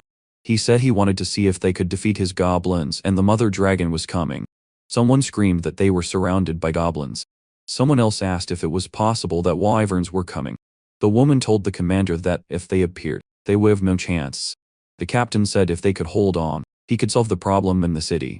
The captain yelled to Bane that he would hold them off, telling him to use his sprint to cross the river and warn them. The warrior said he understood his commander. He charged at the creatures, screaming, "You damn monsters," saying they were even intentionally concentrated there. The other one ran through the horde of monsters. He said the sooner the Saintess arrived, they would wipe them all out. But the woman told the commander something strange. She said they intentionally let that warrior escape, and she thought the goblins had done it on purpose. It could only be their plan. The leader confirmed it, saying they were right. There was no mother dragon. It was a trick to lure that stupid woman to the city. He wondered what would happen to that city. The commander flew into a rage and charged, screaming at them. He ordered them to take down whoever was riding the dragon. Said the city was lost, but they had to hold on until the Saintess arrived. The two groups clashed again. The captain fought a giant orc. He cursed the situation, saying the creature was stronger than him, and there was something about its sword. Then he realized. The orc was using Kasim's sword. The goblin leader mocked him, saying he wasn't very tough. Said time was a bit tight as he drew a weapon. Then, he jumped off the creature, landing on the ground. He said he would finish those knights before the Saintess arrived. The next moment, the goblins were tracking a few knights on the ground, hit by an attack. The knight thought he couldn't take it, cursing the situation. He realized he had underestimated those goblins. Then he was hit in the head. The goblin leader said their time was running out, telling them to quickly devour everyone before the Saintess arrived. The creature said yes and thanked its boss. Sometime later, the Saintess arrived with her army. She was tense, thinking they had arrived too late. They only found the remains of the knights. The warrior cursed and said he would avenge them. She said even the bodies were gone. Asked if that meant the dragons were working with the goblins again. He said he had seen a goblin that could control a dragon, and he must be the leader. The woman was surprised and asked him about it. He explained the goblin had ordered the dragon to breathe fire and destroy the bridge, and the commander and everyone else must have been killed by the goblins and dragons. She said there were only a few traces of dragon fire, and they looked more like what was left of the goblins, adding that not many dragons had come. Then, she noticed something and turned pale. She started to retreat, saying it was a bait strategy. She ordered them to return quickly because something was going to happen to the city. The warrior was scared and said this couldn't be real. In this city, it was complete devastation. The Saintess stood in the middle of it staring at the tragedy. She fell to her knees and wondered how this could have happened, saying this couldn't be true. She looked at a crying child looking for his father. When the boy hugged his father, the woman told him not to, but the child told her to go away. She turned away and said they only pretended to protect them. When the goblins came, they were nowhere to be seen. She called her a bad person. They asked who would want her apology if she couldn't protect them. What kind of saintess was she? They said they needed her, but she couldn't protect them. The girl didn't know what to say. She just took it, trembling. Wherever she went, people whispered that she was useless, that she couldn't protect them. A woman said he had done it. Even without meeting her, he had completely defeated the Saintess by crushing her spirit. She thought she was very eager to meet this boy, and time passed. Night fell on the goblin tribe. The tribe leader walked among them. As the goblins muttered that he was back, he asked Gobi how he had handled today's tasks, and if there were any complications. Gobi said the raid on the city was a success. He reported that some had even voluntarily surrendered to save their lives and they had been captured. And as ordered, he had sent a gold card to Sayra and escorted her and her family out of the city. The leader praised him and said that from now on, he and Gaosha should prioritize devouring magical creatures. He thought Kiria was the only one who believed in him in his previous life, and he believed the holy sword was now completely defeated. Somewhere else, the dragon flew over a forest. He thanked the mother dragon for her help. She said she heard the saintess had broken down in bed and couldn't get up anymore, and that was satisfying, but he needed to ask if she would continue to send dragons. She asked what reward he would give her. Flying back and forth every day was tiring. The goblin leader told her to look at something, but the woman suddenly kissed him. She said the thing she wanted as a reward was him, and asked what he thought about that. He asked if she was joking with him. She said she didn't care if the mother dragon had a big belly, but she warned him not to get the wrong idea. If he refused, she would be quite upset. He said not to get the wrong idea, but asked how a simple goblin could be worthy of the mother dragon. She looked very happy. She said he was not an ordinary goblin, and she saw the potential of a goblin king in him. She then explained that their ancestral dragon race always revered strength. It was her nature. She wanted to meet strong creatures and produce strong offspring. Smiling, he said. Then there was nothing to do. He had to accept. The dragons around them watched. He received an achievement, a reward for all his stats, and he got excited about all the stat points. He decided it was better to sneak out before the mother dragon woke up. He slowly backed away, thinking she was extremely formidable, and if he was forced to do it again, it could be a problem. From inside the cave, someone watched. She thought he was just as she imagined, and maybe one day he could lead the goblins and create a new world. Back in the goblin village, someone screamed, asking what that was. The woman asked if he was trying to push them away. He said he had captured human women to work now, so he could let them go. He knew elves were more useful than humans, so he wanted to win their loyalty. One of them told Kasana and everyone else that if they wanted to leave, they could go. The woman replied, saying, "Dear mother, our hero looks surprised at what he's seeing." She knelt and said that from what she had seen so far, he was not an ordinary goblin. She said she wanted to stay with the tribe and follow him. He said she was smart, adding that she would be valuable if she stayed, and promised not to bother the other elves. He thought she saw him as an ace in the hole for the elves. One of the elf girls screamed at her mother, tears in her eyes, asking how she could decide to stay. The elf girl started to say that from now on they would only follow their mother and the leader. Another said she wasn't going either. She was saying. The boy smiled, thinking that was what he expected. He said that since they had chosen to stay, they were no longer prisoners, but his subordinates. He would ensure everyone's safety, and they thanked him. He thought that with the holy sword defeated, and no external threats, this was the best time to develop the holy era, and the time to create hero races. A servant complained that the humans were too small for him. The elf told the leader they could help create others, and our hero said it seemed that was the only way. A goblin called his leader, saying, "It seems one of them has died, and he should hurry." Our hero was startled, questioned it, and went over. He asked what had happened, but they said they didn't know. The guy just hid there, scratching himself, looking like a madman. Then, something strange started to happen. His body began to change. The creature stood up, laughing, and one of the goblins asked if he was coming back to life. That goblin transformed into a level 50 creature, a mutated monster with a few powers. Our hero realized that if it weren't for the stats he got from the mother dragon, he wouldn't have survived. The creature said it didn't die, it just got stronger. Our hero said its strength and intelligence had increased a lot, so he would focus on this generation. 3 months passed. Back in the city of Brightite, under a tavern sign, a man asked what they thought. It had been a long time, and he wanted to know if the holy sword had recovered. Another said he doubted it. A knight said it was just a bunch of goblins, and the Bloodstorm heroes could handle it properly. Everyone turned to see who was talking. It was the diamond rank captain of the heroes known as Sir Earl. After 3 months of continuous breeding, they had built 153 generations of goblins. Meanwhile, the royal family issued 3 wanted notices with 100 gold coins. Adventure groups of various ranks gathered in the city with one goal, to wipe out the goblin tribe. The terminal said that this time he would have to face diamond and epic level opponents, so it told him to prepare properly.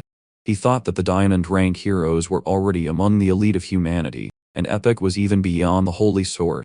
He wondered if there were any warnings or instructions this time and if the decision was entirely up to him. The elf suddenly told her leader there was a report. He asked if something was wrong.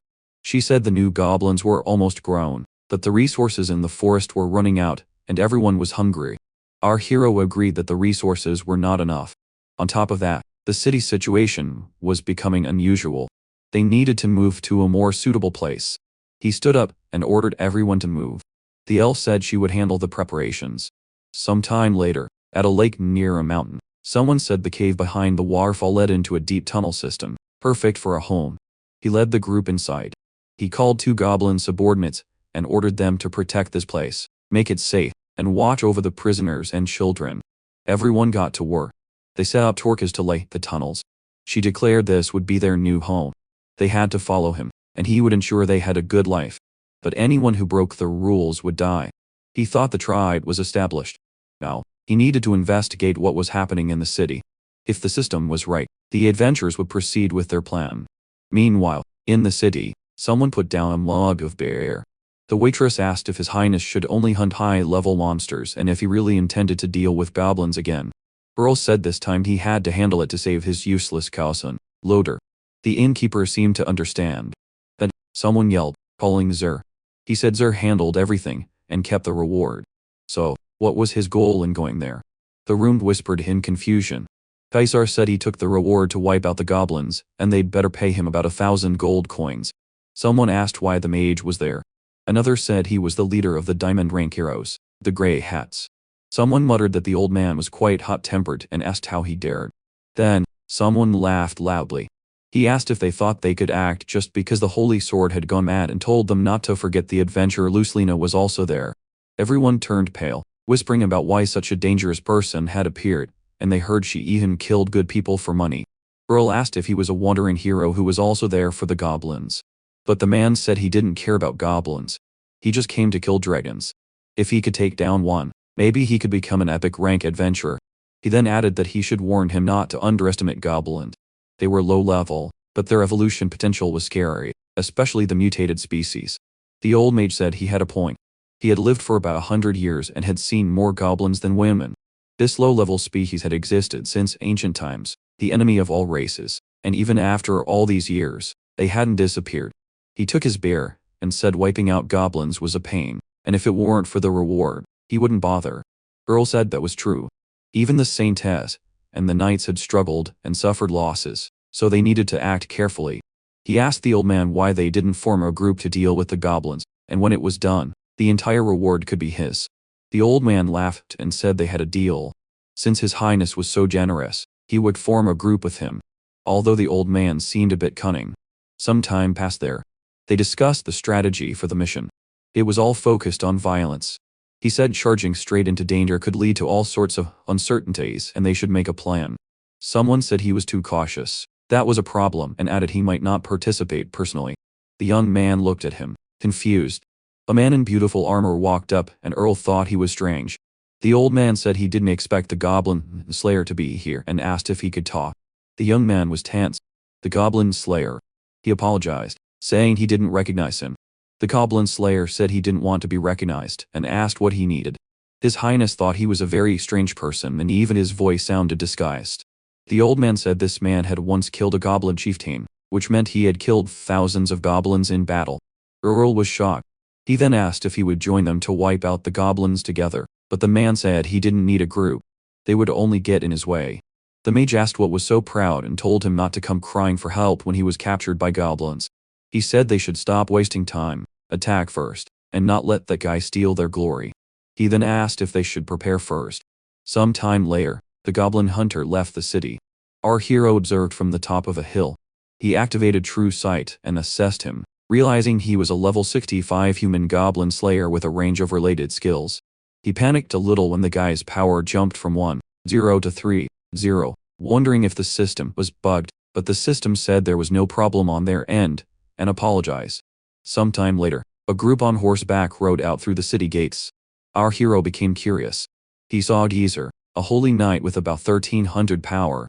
Next to him was Gru, a grand mage with about 400 power. A tough guy to deal with. He thought those 2 diamond-level guys shouldn't be too hard to handle. He thought he definitely needed to keep an eye on this goblin slayer. Some time later, in the ruins of the Berserk Sky tribe, the adventure group moved through the area. The old man said, "It's strange. A goblin tribe this big should have been discovered long ago. They should have found many signs." The leader of the group called the old man and asked him to check something. He then placed a lock of blonde hair in his hand. The old man brought it to his face and smelled. He said if he wasn't mistaken, It was elf hair. The young man asked how elven women could help goblins, and said it was impossible. The old man said they had searched the entire forest. They couldn't be hiding there. Most likely they had moved and covered their tracks. He explained those butterflies were specially made to sense elves. Maybe that way they could track the elves and goblins. The butterfly started flying around. He said the flower butterfly had lost the trail, asking if they had crossed the river. He said maybe they should wait for the goblin slayer to show up, then make their move first. But the old man said it wasn't necessary. He told him to look over there across the river near the edge of the forest ahead. A goblin appeared. The boy ordered his men to catch it. Nearby, our hero observed. Everything was going according to plan. The prey had taken the bait. Something caught his focus. That goblin hunter was by the lake. He had planned to deal with those two first, but he didn't expect this one to show up like this, with that curious smile. Then he froze. The adventurer took off all her armor and walked into the water, revealing she was an elf. He was amazed, wondering if the goblin slayer was really a woman. She didn't look entirely human and her skills were very special. Who had time to bathe in a situation like this? It wasn't normal. For the first time, he felt something was unnatural. Had she noticed him? Was she trying to lure him out? He jumped on the dragon and flew away, riding on its back.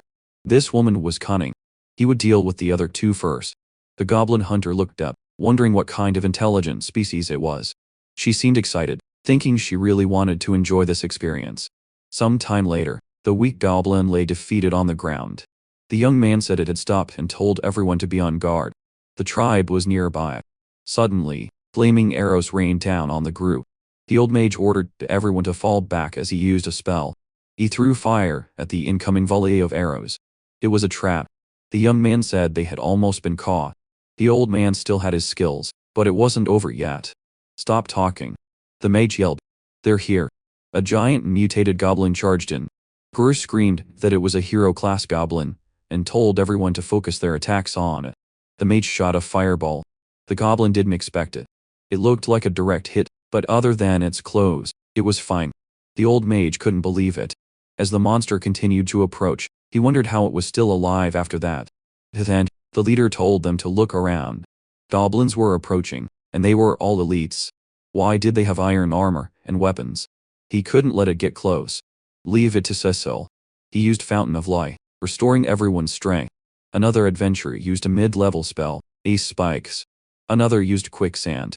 A third unleashed Terrain of Judgment, attacking the goblins as they tried to defend themselves. And it seemed someone was watching from above. The leader told the creature to create an opening so Gabikun could get close. Then, the goblin swooped down from above, slamming into the ground. With determination, he charged at the adventurers. The old mage was amazed at the monster's speed and cursed those damn goblins. On the other side, the giant mutated goblin advanced with a few others. The leader yelled for them not to be afraid, and ordered the guards to hold the line, but the goblins easily overwhelmed the knights. So, he called upon the Holy Lord, asking for his power to punish those lowly creatures. He used an advanced magic power, Holy Light, and sped up. He told everyone to gather around him in formation to surround the injured and heal them quickly. Curious, he said they would kill them all. Our hero admitted the skills of that diamond-level adventure group were beyond what he expected. Another goblin tribe wouldn't have stood a chance. But unfortunately for them, they had come to the wrong place. More creatures appeared, and that mutated goblin appeared too. The old mage panicked, cursing the situation. It was a mutated goblin. Nearby, the goblin slayer woman said, "These creatures are fascinating and powerful." Then, a scream cut through the battle. Grub was seriously injured. The mutant lifted him off the ground like he was nothing. The goblins moved as if they were in some kind of enchanted combat state. The young leader had also fallen, defeated. He couldn't believe what he was seeing. The old man begged him for help to save him, but the young leader didn't look like he could fight. He was truly terrified. He staggered to his feet and tried to run, screaming that these goblins were demons. The mutant advanced toward the fallen old mage. The young leader ran in despair, dodging arrows and cursing everything. He thought he should have known there would be elven archers hiding. Then asked who had saved him. He looked up at the person, horrified. He saw the goblin slayer in front of him, and begged to be saved. Just as a few goblins jumped on him, a new fight broke out, and Earl watched, tense and trembling. Around him, the goblins had been defeated. Overjoyed, he thanked the goblin slayer over and promised to reward him. but the hunter questioned the idea of rewarding her and told him to stay away from her, as far away as possible, and called him a ridiculous child. Earl tried to warn them this wasn't an ordinary goblin tribe, that there was surely a goblin lord here, but the goblin slayer said he would be more satisfied this way. Sometime later on that battlefield, the mutated goblin held the old mage's head. Then, a weapon slammed into it. The goblin actually felt the blow and fell unconscious. Our hero watched from above and muttered, "Goblin madness. What's going on?" A group of goblins turned as someone approached. The goblin slayer walked up and asked if that thing was the goblin leer, because with that stupid face, it didn't look like it. The mutated creature yelled it would kill him, then charged, ready to fight. The goblin slayer also got ready. The next moment, goblins started flying everywhere. Our hero stared, confused, asking the system what was wrong. He was told there would only be normal attacks, but this looked like magic. The mutated goblin stepped in and activated a skill called Manhwa transformation. In its madness, it charged at the goblin hunter. The adventurer Joe, asking if it was a raging bull, then laughed as he swung and chopped the creature into pieces. He gripped his huge weapon with both hands and charged at the mutated goblin, saying as he attacked that it was dead, but something hit him from somewhere. The hunter cursed as his body stiffened. He wondered if they should fall back while they could, but thought the person was full of mystery and could be a great tool, although a direct fight would not be smart. He ordered everyone to retreat and form a circle, telling them to keep their distance and attack from afar with whatever they had. The goblin hunter was amazed that a goblin could tame a dragon and said she knew this place wouldn't disappoint her. A few rocks rolled toward that adventurer, rolling down the slope toward her. Without hesitation, she swung her weapon, chopping the giant rocks into pieces. Then, she stabbed her sword into the ground and leaned on it, panting. Our hero thought they had been fighting for an hour, and she looked like she was about to collapse. Then, the hunter grabbed her helmet and threw the heavy thing to the ground, revealing a beautiful woman. The goblins started acting like idiots, completely mesmerized. Our hero just stared, not quite believing it. Suddenly, she smashed what was left of that old mage and said the heart was the best kind of nutrition. Our hero was horrified, realizing he had underestimated her. The goblin hunter continued to take them down one by one, and then her attention shifted to something specific. The mutated creature called her a filthy woman and told her to die. The next moment, it was hit by a sword of crackling energy. The goblin hunter used her ability on the monster, and in the next moment it exploded. Our hero was tense. Who is she? If she even has the ability to devour goblins, the best option is to retreat. He yelled for the elf to go with him and ordered everyone to retreat immediately. The goblin hunter told him to wait. She said she hadn't seen such an intelligent and powerful goblin in a long time. If he let her get a closer look, she would not only spare them, she would also heal the one hit by the dagger. Our hero asked if she really thought he would believe that nonsense. The girl looked surprised and asked if he believed her. Then, she started unbuckling the straps on her armor.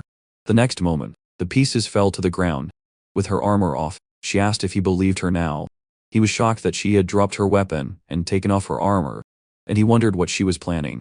He started to walk down thinking, well, in that case, he told her they should have a proper talk.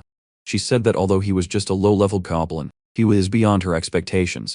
He then said he had shown himself as she asked and asked if she was going to heal him. Taking out some kind of needle, she told him not to worry. She would keep her promise. But first, he had to satisfy her. She said he looked like a low-level goblin, but he had the brain of a goblin king. Totally her type. She got a little too excited, and our hero asked if she was kidding.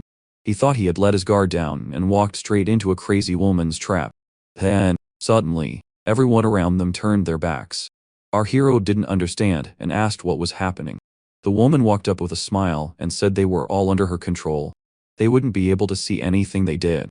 Then, she left. She jumped on him and hugged him, telling him to relax, that she wouldn't kill him. She even said she would stay with him, as if she had already decided what to do next. The next moment, she threw the goblin to the ground. She wondered what kind of creature he would become. Before he could react, she pounced and he was still confused, wondering if this was real. Nearby, by a bush, Earl observed. He couldn't believe what he was seeing. Then, he realized, and he was horrified. The goblin slayer was a woman, and she was with the goblin. From somewhere, something started to crawl toward him. Earl froze, terrified. Our hero warned her that this was a goblin den, and if she continued, she would face the consequences. The woman just said she wanted to see how strong he was. He asked who she was and what this strange power was. How could she control his subordinates and even him? The goblin hunter asked if she told him everything. Would he let her follow him? He said it depended on what she said. She told him she was the descendant of a goblin king. Our hero was amazed. He asked how she could be the descendant of a goblin king and why she looked human. She said maybe it was because her mother was human, and there wasn't just one goblin king. She explained that the higher a goblin's level, the harder it was to have children. But she had survived, healthy. Then, after a decade, she had killed the goblin king with her own hands, the one who had tried to rape her. After she completely devoured him, she had gained the king's power to control goblins. And with that power, she had wiped out everyone in that dungeon. Our hero asked if she could control them, because of a king's life energy. She said she had put a part of it into the weapon she had forged. So, when he was hit, it was like a suicide gene was implanted. He couldn't disobey her. She said she became a goblin slayer because she hated them, and what she had done to him before killing him was personal. Our hero thought it was no wonder her personality was so twisted. He could almost feel her pain, and it was a natural weapon against goblins. He said it seemed they had something in common and asked her to join him. The woman said she thought he would be scared, and there was no need to use tricks. Our hero was a little surprised. She said the situation in the city was complicated. She could go back and be a spy for him, which was better than staying there. Our hero asked if she was really the kind of person. She said that since he was hers now, she had to protect him first. Our hero was tense at that. Sometime later, inside the cave, he checked the information on the terminal. Looking at his points, he realized he had expected a woman with a king's life energy to be more valuable. Then, someone asked if that was his cousin and said he was still alive, which surprised our hero. Nearby, people muttered that his cousin was a disgrace to the family. No wonder the holy sword didn't come to save him. But the man snapped back that he was a useless fool. The guy told him to look at that thing over there, and said he would die before him. One of the goblins grabbed the young man. Horrified, he asked what it was doing. It dragged him toward the cauldron while he begged not to be killed, saying he was a noble and could give them many women. His cousin told it to stop. He said he wanted to see their leader. Our hero walked in and called him a mongrel, saying he had been silent all this time, so why opened his mouth now? The man said that if he freed his cousin, he would accept any request. Earl's cousin said he was wrong before, and he shouldn't have spoken to him like that, calling him a mongrel. Lane questioned how he could be a prisoner and still try to negotiate. The man offered to hurt his cousin and let him go. Then, they would send more people to save him, and they could devour them all.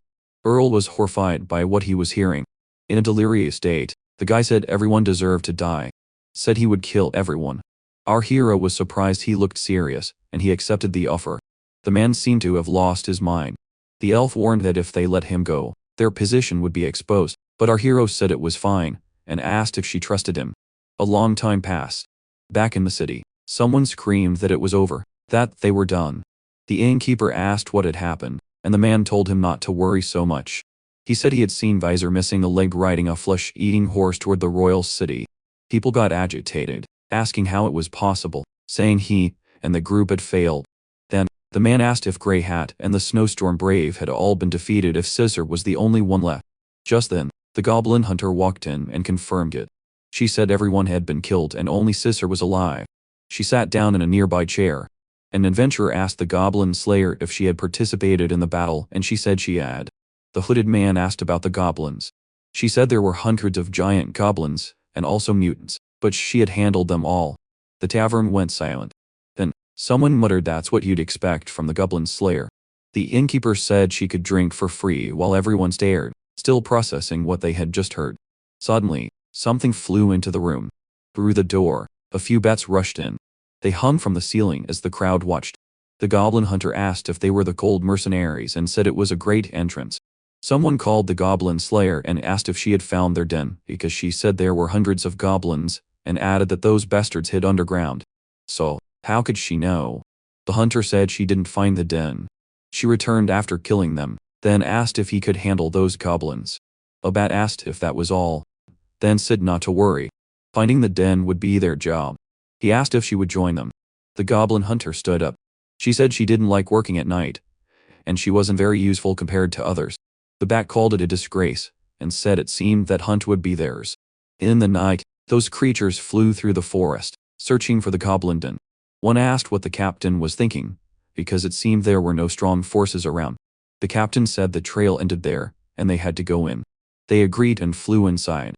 The goblin guards said there was nothing serious, but they should be on guard. The bats moved forward through the cave. One asked if that was really all, just a few goblins and a mutant. Then wondered if they had come to the wrong place and found some normal tribe, but the captain said there was no mistake. It was just as the hunter had said, the goblins were perfect to suck their blood before they woke up. He ordered an attack and to suck them all dry. He moved in. Fangs bared. The next moment, a blast of energy hit him. He fell to the ground, defeated. A woman came into view. The bat asked how it was possible.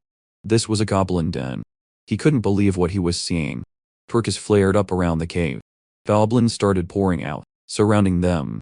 He cursed and realized they couldn't leave because everything was on fire. One of the bats asked the captain what they should do now.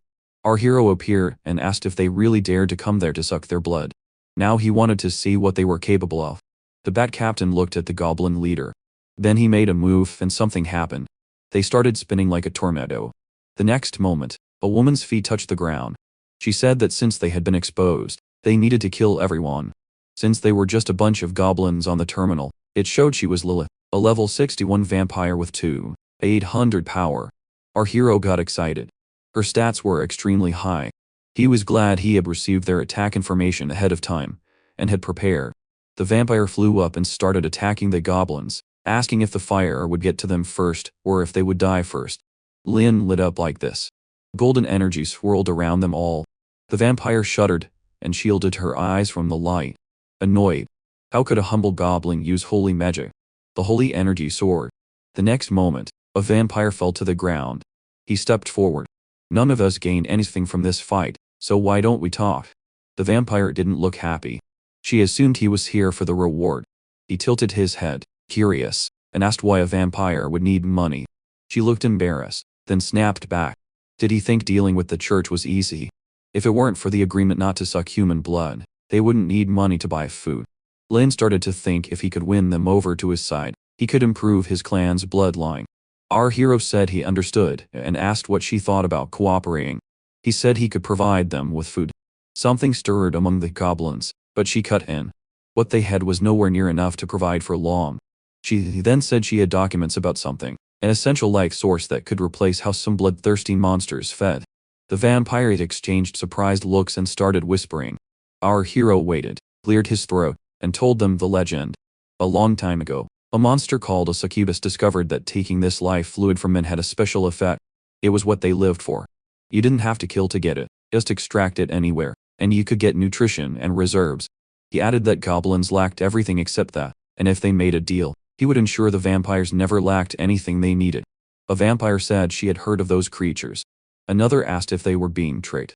Their leader said they would only know if it was real if they tried. Suddenly, one of them grabbed their captain. She protested. They were countesses, and the count was currently sealed. Were they going too far? Shouldn't they wait for him? The woman replied. For hundreds of years, how many more sisters had to die for that? If his method was real, they could get it without any more risk. Then, the girl started to perform. The others moved, awkwardly, and then something happened. She froze, then said it could really replace what they were used to eating. Excitement spread among them. They all wanted to try. A scuffle broke out, so our hero asked Leah for help. The elf told her boss that he had really worked hard. He said the vampires were really hungry. Then, the captain called the goblin. She said she agreed to cooperate and asked what he wanted from them. Lane explained it was always dark there. Perfect for them to live, and they needed to protect the caves from intruders. The woman nodded, as if she understood. Fine. She accepted. Our hero looked pleased with the result. Sometime later, at night in the city, since that group of cold mercenaries hadn't made contact, they assumed they had been wiped out. Someone screamed he was fed up with that useless trash. A man replied that he was the trash who was afraid to fight goblins, so how could he call himself a diamond-rank adventurer? The other man growled that he didn't want a lecture from him. The confrontation lasted in the tavern. Then, the holy sword walked in. A man turned pale when he saw her. The other one grinned, happy she was back. They laid out a plan. She would go alone to the dragon lands while they gathered to defeat the goblins so both could be taken down. A guy asked if they could really do that now that only normal people like them were left. Someone else said it was just a little effort, and told them to trust him. The guy said he would help the Holy Sword hold the path of protection, and he would organize people in the forest to kill goblins. She nodded and said she would entrust the task to him. His name was Ellison, a diamond rank marksman. To get to the Dragon Lands, they had to go by boat. She asked him, because she heard he had object-controlling magic, if he could escort her. He bowed. Fighting alongside the Holy Sword was the greatest honor of his life. But what he really wanted was that at the end of this mission, he could be promoted to an epic rank adventurer somewhere else where dragons filled the sky. The mother dragon held one of her eggs when something caught her attention. She screamed, asking what was happening. A dragon burst through the opening, making a racket. She finally said she understood. She didn't expect that woman to recover so quickly. She carefully placed the egg on the ground, wondering why this was happening now. She then held it and kissed it, leaving it gently, as she told her child to remember. Its father was a very special goblin. She began to mobilize her power, transforming, cursing the Holy Sword. She turned into her dragon form. As she flew into the air, she said she would settle this once and for all. Nearby, the Holy Sword advanced, cutting down dragon after dragon. The scars of war were etched on her leg. Then, the mother dragon fell before her. The saintess said the dragon had finally revealed herself, calling her Amethyst, the mother of dragons. Amethyst said she couldn't believe the woman defeated by goblins had gotten back up and asked how she dared to continue acting like a coward. The Holy Sword said she didn't need her to tell her how to act, but since she was threatening her people, she would take her lie. She charged with a powerful attack and told Amethyst to prove it. Furious, the dragoness unleashed her breath. The two attacks collided, and energy exploded across the battlefield. The man muttered that dragon was too big. Then, someone grabbed his cloak, pulling him back just before the area shattered. The mother dragon observed the move. The Holy Sword yelled for him to get out of the way, and not be a burden. Amethyst roared and started using more magic. A huge pile of amethyst crystals shot toward the Holy Sword, who tried to block as best she could. One almost impaled the man. He panicked and cursed. The woman took the opportunity, dumping over the amethyst crystal. When she reached the mother dragon's head, she unleashed a transcendent sword skill. She swooped down, attacking the dragoness over and over with a storm of steel. Nearby, a creature screamed. An egg had just hatched. A small blue dragon looked out at the landscape and roared for the first time. On the battlefield, someone was seriously injured. From a rock, the Holy Sword observed the mother dragon, seemingly defeated. She said she almost succeeded, that she had aimed for the head, but just missed, and took out an eye. The mother dragon, furious, cursed her and said she would fight that crazy bitch to the death today. Then, a voice screamed, telling her not to dare hurt his mother. The little dragon charged in, attracting the attention of both warriors. The woman screamed for her son to run, telling him to go to the place in his memories because it was the only safe place. It watched the Holy Sword defeat its mother. Crying as it growled, it flew away. He told his sword master to leave the little one to him and watch. He then threw a couple of energy balls at the dragon. The creature shot back, spitting at him. It hit him right in the face. He fell, screaming and rolling. He took a potion and splashed it on his face. With a bruised face, he cursed and asked where that lizard was because he was going to cook it. The Holy Sword said if he hadn't caused trouble, he would have been spared. It was time to go, because they might still be in time to help the goblins. The man told her he couldn't move the bow with his magic, and said the dragon's fire could corrode magic. Some time later, the little dragon cried next to its mother. It said it would take her back to the dragon cave, that they would find a way to bring her back, but it couldn't lift her no matter how hard it tried. It collapsed. It lay there panting, then apologized, saying it needed to devour her to regain the strength to bring her back. The next moment, it roared in rage and started flying around the area. Sometime later in the dragon cave, that dragon arrived and landed. It looked around the place, its mother's head in its hands. Then, another creature burst through the air and fell on it, getting it to the ground. Its mother's head rolled away on the floor. That dragon reported to the Dragon King that they had caught the strange one. A giant red dragon observed and said it was Filba, his head. He walked to the smaller dragon and asked who it was. It said it was its mother's head. It had found this place through inherited memories and begged them to save its mother. The red dragon said there was no mistake. This was the work of that woman, and it was a pity Filbas had inherited the Dragon King's power crystal. The Dragon King bent down to get a closer look. He then stood up straight and said it was really her child, but it wasn't a pure-blooded dragon, and asked who its father was. It said it didn't know, but its mother said its father was a goblin. Everyone around it was horrified. A dragon attacked, screaming that it was the descendant of a goblin, that it was a disgrace to the dragon race, and asked the king to leave it to him. The giant red dragon observed for a moment, then told him to wait. He said the creature was the grandchild of the old dragon king who had died, and the entire dragon race in it had been reduced to this crystal dragon bloodline, so it had to be tested. The giant dragon said if it wanted to save its mother, it had to survive and defeat the dragon next to it. The creature was excited, thanking him for giving it some fun, then charged and opened its giant mouth at the young dragon. In a flash, the young dragon shot straight into the other's mouth. The nearby dragons were stunned in surprise.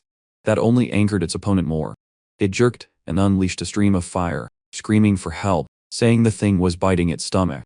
And the other dragon snapped that it was the king's decision. It had to win on its own, and they couldn't help.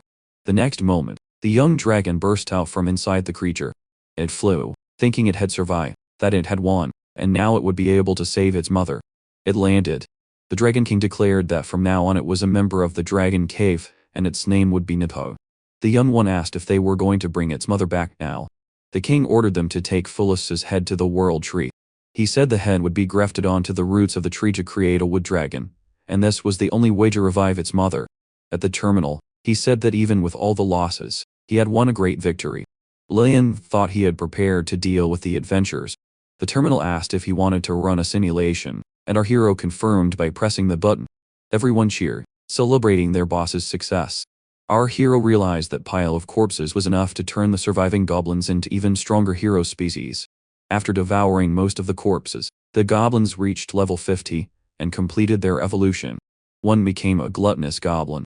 Another became a giant hammer goblin with power from 900 to 1,000.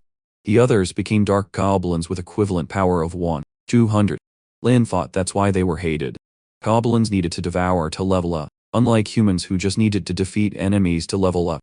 And it didn't matter if the other side was from a different race or group. Someone walked up and said he didn't expect him to have so many tricks. The vampire said it had been a long time since she had eaten human flesh. She added that, as a reward, she had sent someone to find out where the saintess was. And our hero asked her to tell him. She said that after she learned a few adventurers had died, she had left the city on horseback, planning to call the legendary adventure group. She warned him to be careful, because she used to be a member of the Holy Sword. Our hero asked if she was outside the city, and said that was perfect because he could finally breathe fresh air. The vampire was surprised he didn't look scared, and he was even smiling. Suddenly, a goblin ran up, calling his boss, saying something bad had happened. Not far away, a group of goblins from another tribe was approaching their cave, and our hero was shocked. He said there were no goblin tribes within hundreds of miles, and wondered if they could be the previous owners of this cave. Nearby, a few goblins climbed the wall. Our hero observed from above with a few strong allies. Below, goblins gathered behind a giant goblin leader. The giant creature roared for them to move fast and not waste time. A level 50 beast goblin with about 800 power. Our hero wondered what kind of tribe this was. The leader was strong, but such a rare hero should only lead a team. He ordered them to be captured alive. They could be a special task force from a much larger tribe. His subordinate nodded. Leave it to him. The goblins started to cross the river. Someone in the group asked what that smell was. The goblins insisted they didn't smell anything. He said maybe some food had gotten into the cave, so they should prepare for a big meal. Then, something moved fast. It lunged at the goblin leader. The big guy roared that there were enemies and told everyone to get ready to fight. The goblins screamed that they would protect their boss. Another goblin burst through the waterfall. The goblins screamed. A mutant ran away. The leader of the attackers got angry, and the next moment he was watching his group get crushed. A small creature ran away, screaming that its den had been taken and it had to report to its lord. A crossbow bolt shot through the air. The next moment, the entire attacking group was subdued. Their leader cursed. Weren't these a bunch of low-level goblins? He spat that they were useless cowards. He then fell, defeated on the poisonous ground. Our hero looked down at him, without mercy. Sometime later, the leader was chained to a wall, screaming to be released and to get out of the way. He growled, asking how a low-level thing like him dared to ask him, vowing he would devour him.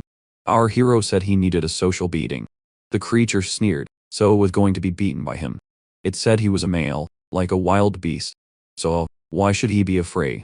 10 minutes later, the work tools were scattered on the floor. The creature screamed that it was wrong. It would answer. It couldn't take it anymore. Our hero asked what tribe it came from, where the tribe was, and why it was here. The creature said it came from the Beast King tribe in the Demon Forest. This used to be its boss's place, and it was ordered to come back and get something. Our hero asked what class their tribe leader was. It said a goblin lord, and soon it would evolve into a ruler. Lane turned pale.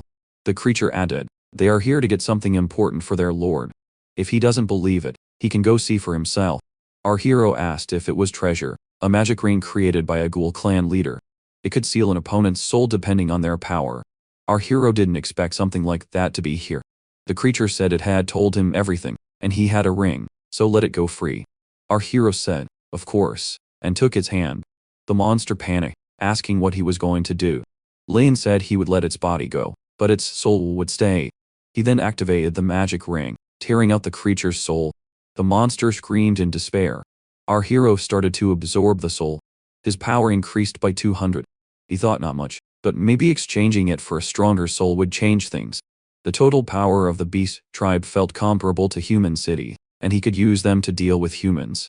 While he was calculating, the goblin hunter asked about the creature from the Beast King tribe. Our hero was surprised she knew the name, but she said it was normal. In a dark tone, she warned him he couldn't afford to offend them. She explained the tribe was under the jurisdiction of the Great Tomb, and even the Lionheart Empire was not qualified to face them. Leon became curious about this Great Tomb. The woman asked if he had killed the thing. She then explained the Great Tomb ruled over thousands of miles of the Demon Forest and had at least one 12th level world-class monster there. Our hero was curious and a little confused, but then he thought he understood. She then asked what he wanted to do, and asked for help controlling the thing with his power. Leon wanted it to go back to the Beast King and report that the ring had been stolen, but he wanted to change the message, making it sound like it wasn't them who had stolen it, but the royal aristocracy of the Lionheart Empire. The woman was quite shocked by this idea. Our hero added that he had planned to have the advantage of an ambush and said let's use Loader as a hostage for more experience. Pleased with himself, he thought while the fish fight, the fisherman profits. Some time later at the Lionheart capital, the noble insulted him, saying their family's reputation had been damaged by his actions. While he tried to explain to his father, he argued that those goblins were not only strong, they were also smart. He told his father the Grey Hat team had been wiped out, and his cousin was also alive. Curious, the old man demanded to know how the eldest son of the family could be defeated by lowly goblins, and said everyone was laughing about it. The young men knelt on the floor, begging for forgiveness.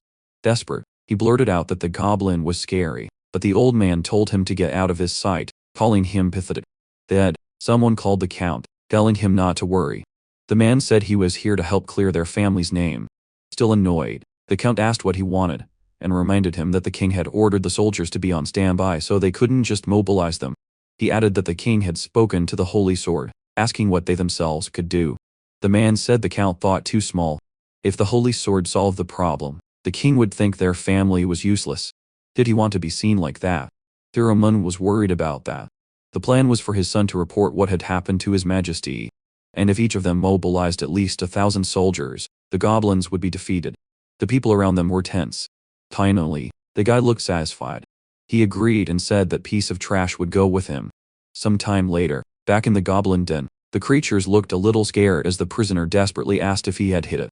Our hero looked like he had successfully hit the apple on his head.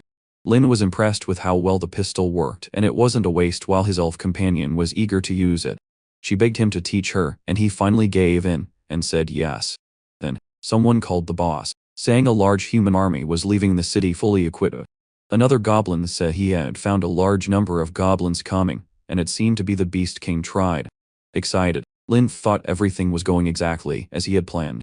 The creature reported to its boss that a human army had taken the ring and he had almost gotten it back, but the boss called him useless trash. The creature roared with hatred. The boss ordered them to gather and defeat the humans, because he wanted that ring back. On the other side, the human flags flew, and the soldiers prepared for battle. The people in the city greeted the counts. Zaman asked where the Holy Sword was. The guy who had it said she had to take care of some things and asked why the two counts were here. The count said since she wasn't here, he wouldn't waste time with someone like him. The man snapped back that he was a brave dragon slayer who had fought alongside her.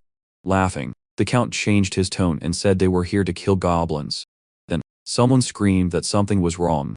From the darkness, goblins charged out, ready to attack. and the soldiers wondered how they had gotten past the walls. Cursing the goblins, the count ordered the knights to attack and kill them all. From his horse, he fought bravely. The knights seemed to have the upper hand this time, and even the guy who seemed useless was doing well. But the next moment, it seemed our hero entered the scene, and he was enjoying it. The count wondered how these weak goblins could be a threat. He thought at this rate, the battle wouldn't last more than an hour. Then, a horse was thrown far away. Our hero froze when he saw the giant monster. The scene became horrific. The thing was a goblin beast king, level 79 with 3-0 power. Our hero was shocked at its strength and disgust. The count panicked and ordered everyone to fall back. He wondered what that thing was. Then, reinforcements arrived. Lorna, the count's cousin, said they would handle the big one so the soldiers could deal with the rest. The count told her to be careful not to be a failure like her brother. She charged at the giant monster, and the group moved with her. But the creature didn't seem to feel anything. It started chasing everyone just as planned. Our hero thought that was bad. If it went in that direction, they might run straight into his tribe. He could only watch helplessly. It was a pity, but that girl was in more danger than she could imagine. Not far from the city, the creature started to gain the upper hand. The group was frustrated, saying its teeth would be the first trophy they took. Another guy told them not to give up. They just needed to create an opening for Lorna to land the finishing blow. Facing the creature, the girl told herself she had to win. She was the top example of the academy. Determined, she used a martial arts technique against the monster. It countered with a powerful attack of its own. Our hero was surprised. The group had much less power than the monster, but they still managed to hold it off. The goblin was angry and demanded how she dared to attack it. Then, the monster changed tactics and used a power. Our hero was scared as it finished the attack and unleashed the roar of the Beast King. A man was flying over the battle with a dragon when they were hit by something. It was a more intense sound wave than he expected. Xian was tense from the roar, and his rider told him to calm down. Someone knelt. They fell unconscious next to another man who had been defeated. Next to her companions, Lorna wondered why this was happening. How could such a strong goblin exist? Despair fell upon her. She said she couldn't handle it. She thought of her father and her teacher as she looked at her miserable state. Now the giant beast stared at her, anger in its eyes. Terrifying, the woman wet herself and prayed, "Save me." Just then, a scream cut through the entire forest. A group heard it and recognized Lorna's voice. They believed something had happened. A soldier told His Highness to calm down. Now they were the commander, and nothing could go wrong. A silhouette with a red aura approached. Someone asked what it was. It was the king of the beasts. He was not alone. The young woman was with him, and she seemed to be dead. One of the men spotted the girl. Curious, he demanded the goblin return his daughter. Another soldier told the leader to turn back. They were about to win the battle. The goblin king observed as if he was waiting for something. That ruler jumped it, getting close to attack with his sword. The other one grinned and prepared a punch. When the punch hit the ground, the man fell. The next moment, he was face down on the ground. More punches rained down on that huge mass. Soldiers moved in with shields raised, stabbing with spears. "Hurry, Lord Hero, land your finishing blow." A warrior shouted. He focused, trying his best, and formed a fireball. It spun rapidly in his hand. He then stepped on someone's shield and launched himself above the beast. His blow grazed right in front of it, exploding in a blinding light from the intensity.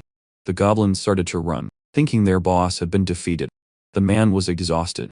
He looked at the king for a moment, face up, then started to tremble with excitement. He covered his face and burst into a deep laugh. He turned his back to the monster and told his companions he had won, that he was a true epic adventurer. But they didn't react like him. Somehow, even though the blow had landed, the enemy was still alive. Now it was the goblin's turn. It charged to devour the man, and he realized it was the end. The goblin snapped its mouth shut, ending the poor boy's life. It enjoyed the snack and was ready for more. The warriors looked on in horror. They called for Xiao Huan to step forward. His knight wondered if the goblin was starting to evolve. The creature raised an arm full of teeth. Its face looked even more monstrous, its teeth longer. It had mutated. Now it was a level 80 brutal goblin. Its power reached 3,100. It stood as tall as the Dark Lord. Although it had just evolved, its combat power wouldn't increase much in such a short time. But it was already terrifying as it prepared to devour another snack. The Goblin King watched it happen. When his soldiers were devoured, they were done. The guy had taken down the strongest. Someone had to restrain this brutality, or what would be left for our protagonist's tribe. Then, the monster stomped on one of its own followers. Desperate, the little goblin swore he wouldn't run. The chieftain screamed at the others, trembling with fear, not to run either. Anyone who dared to take a step back would be punished. The brutal creature growled at the herd that was still running away. They sprinted toward the soldiers. The order was given. Retreat to the city, and close the gates. The goblin army continued to run, and the beast ordered them not to let the enemy escape. Lin observed from above. They had reached the city. It seemed he had an idea. He brought his hand to his mouth and whistled, ordering his dragon. The goblins were ordered to capture everyone there quickly. Suddenly, a flash of light erupted in the distance. Lightning struck low on the ground. The young man wondered if the other guy had come back, then ordered his group to retreat quickly. Inside the castle, things didn't look good. The chieftain told them to leave. He would make his fall quick. The man snapped that he didn't have what the other one wanted, so just keep going. He was annoyed that negotiating with them wasn't worth it. No, the creature asked, then disappeared with the speed of light. A heartbeat later, it was holding the warrior in its hand. It demanded to know what the human meant when he said he didn't have the ring. Lightning shot toward the beast and hit it. The creature opened its mouth as a sword was pointed straight at it. Wounded, it watched what had attacked it land in front of it. Something rested calmly on top of the object. It was a person balancing on the sharp point of the sword with one foot. A strange blue power flared up, surprising the chieftain. That power enveloped the creature and hit him, or at least it seemed so. Someone gripped a weapon. The one in charge was Marshall, a spear warrior with a strange shadow on his arm and weapon. The others joined him. Emma came with Austin, who asked if it was really necessary to act like that. Joking, a man announced the Holy Sword Master had arrived with the members of the hunter group. Meanwhile, in the city, our hero observed from the shadows. He didn't expect the Hunters Guild to show up now, and it messed up his plan to deal with that goblin. The battle raged fiercely in the middle of the city. That bizarre creature charged forward, unable to distinguish friend from foe. After devouring that goblin, it showed a brutal ability. Devouring its own kind, healing it quickly. Lin was surprised it had that talent, but based on the number of wounds it had, it would take a while before it fully recovered. He was almost satisfied with the result. The adventurers muttered that the monster didn't die after a direct blow to the neck, but it was lord level, so it would take more. The creature seemed to understand them. It told them to wait, that it was just a simple goblin that didn't want to fight. If they let it return to the Great Tomb, it would ensure the goblins never came back. The Holy Sword asked if it came from the Great Tomb. The creature said yes, and blamed the guy who took the ring, but the guy swore he had never stolen anything from trashy monsters like them. The Holy Sword felt something was wrong. It all involved that troublesome guy. Austin asked what she meant if it was the goblin from before. She said the goblin came from the Great Tomb, which was really far away, and none of this seemed right. They asked if she thought it was all staged so both sides would get hurt. Her companion asked if a goblin could do that. She said she didn't care. It had killed Stammen and nothing could bring him back. Austin grinned and asked them to let him handle the monster. The creature became restless. Suddenly, a vortex of energy bloomed right in the middle of everyone. The creature tried to protect itself. It took advantage of the chaos to sneak away. The Holy Sword covered her face and realized where it came from. The dragon flew overhead and it was our hero again. Lin thought that goblin would be good food, and it would be a pity if it died at their hands, so he would help it escape. He ordered his dragon to chase that brutal goblin, but the Holy Sword wouldn't let it escape.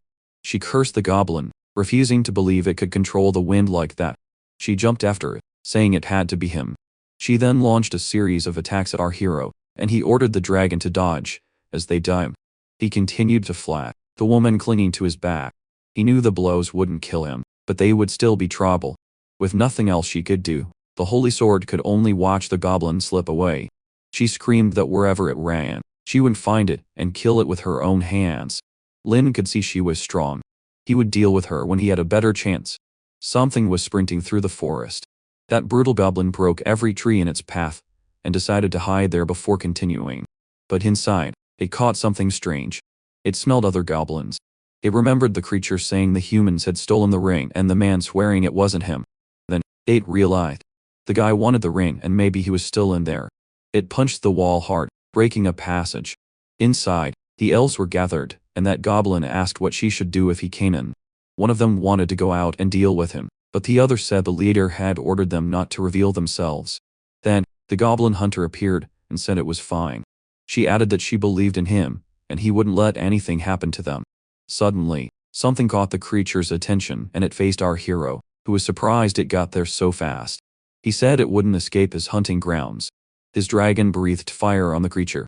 He then prepared his weapon and aimed. The monster started to jump to dodge, then attack the dragon, hitting it. Smoke rose, creating suspense. Then, through it, he saw our hero, and on his finger was that magic ring.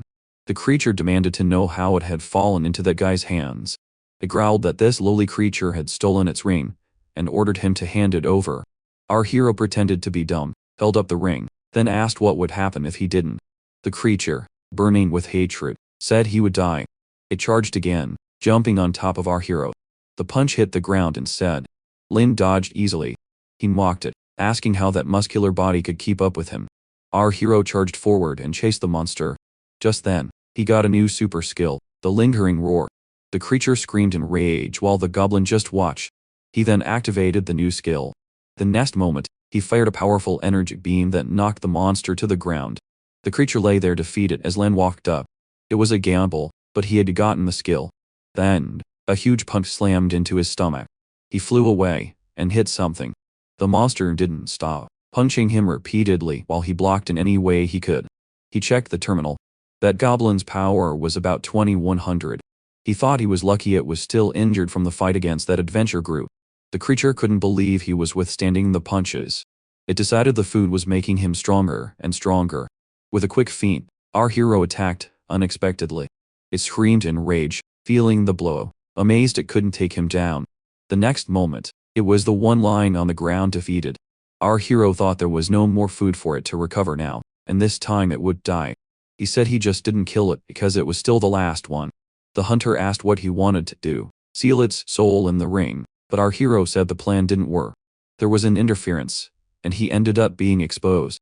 He didn't even mention that among them was someone who could escape through the ground and he could easily find them underground. The hunter asked what he was going to do. Our hero asked if it was the guy from the Great Tomb and said maybe it was better to use his story so he would be killed there. The hunter asked if it was better not to get involved with the people from the Great Tomb, but our hero said it was the best way. He then put the ring on his hand. He told her to send a message to the people of the Great Tomb and offer the ring so they could avenge his cruelty.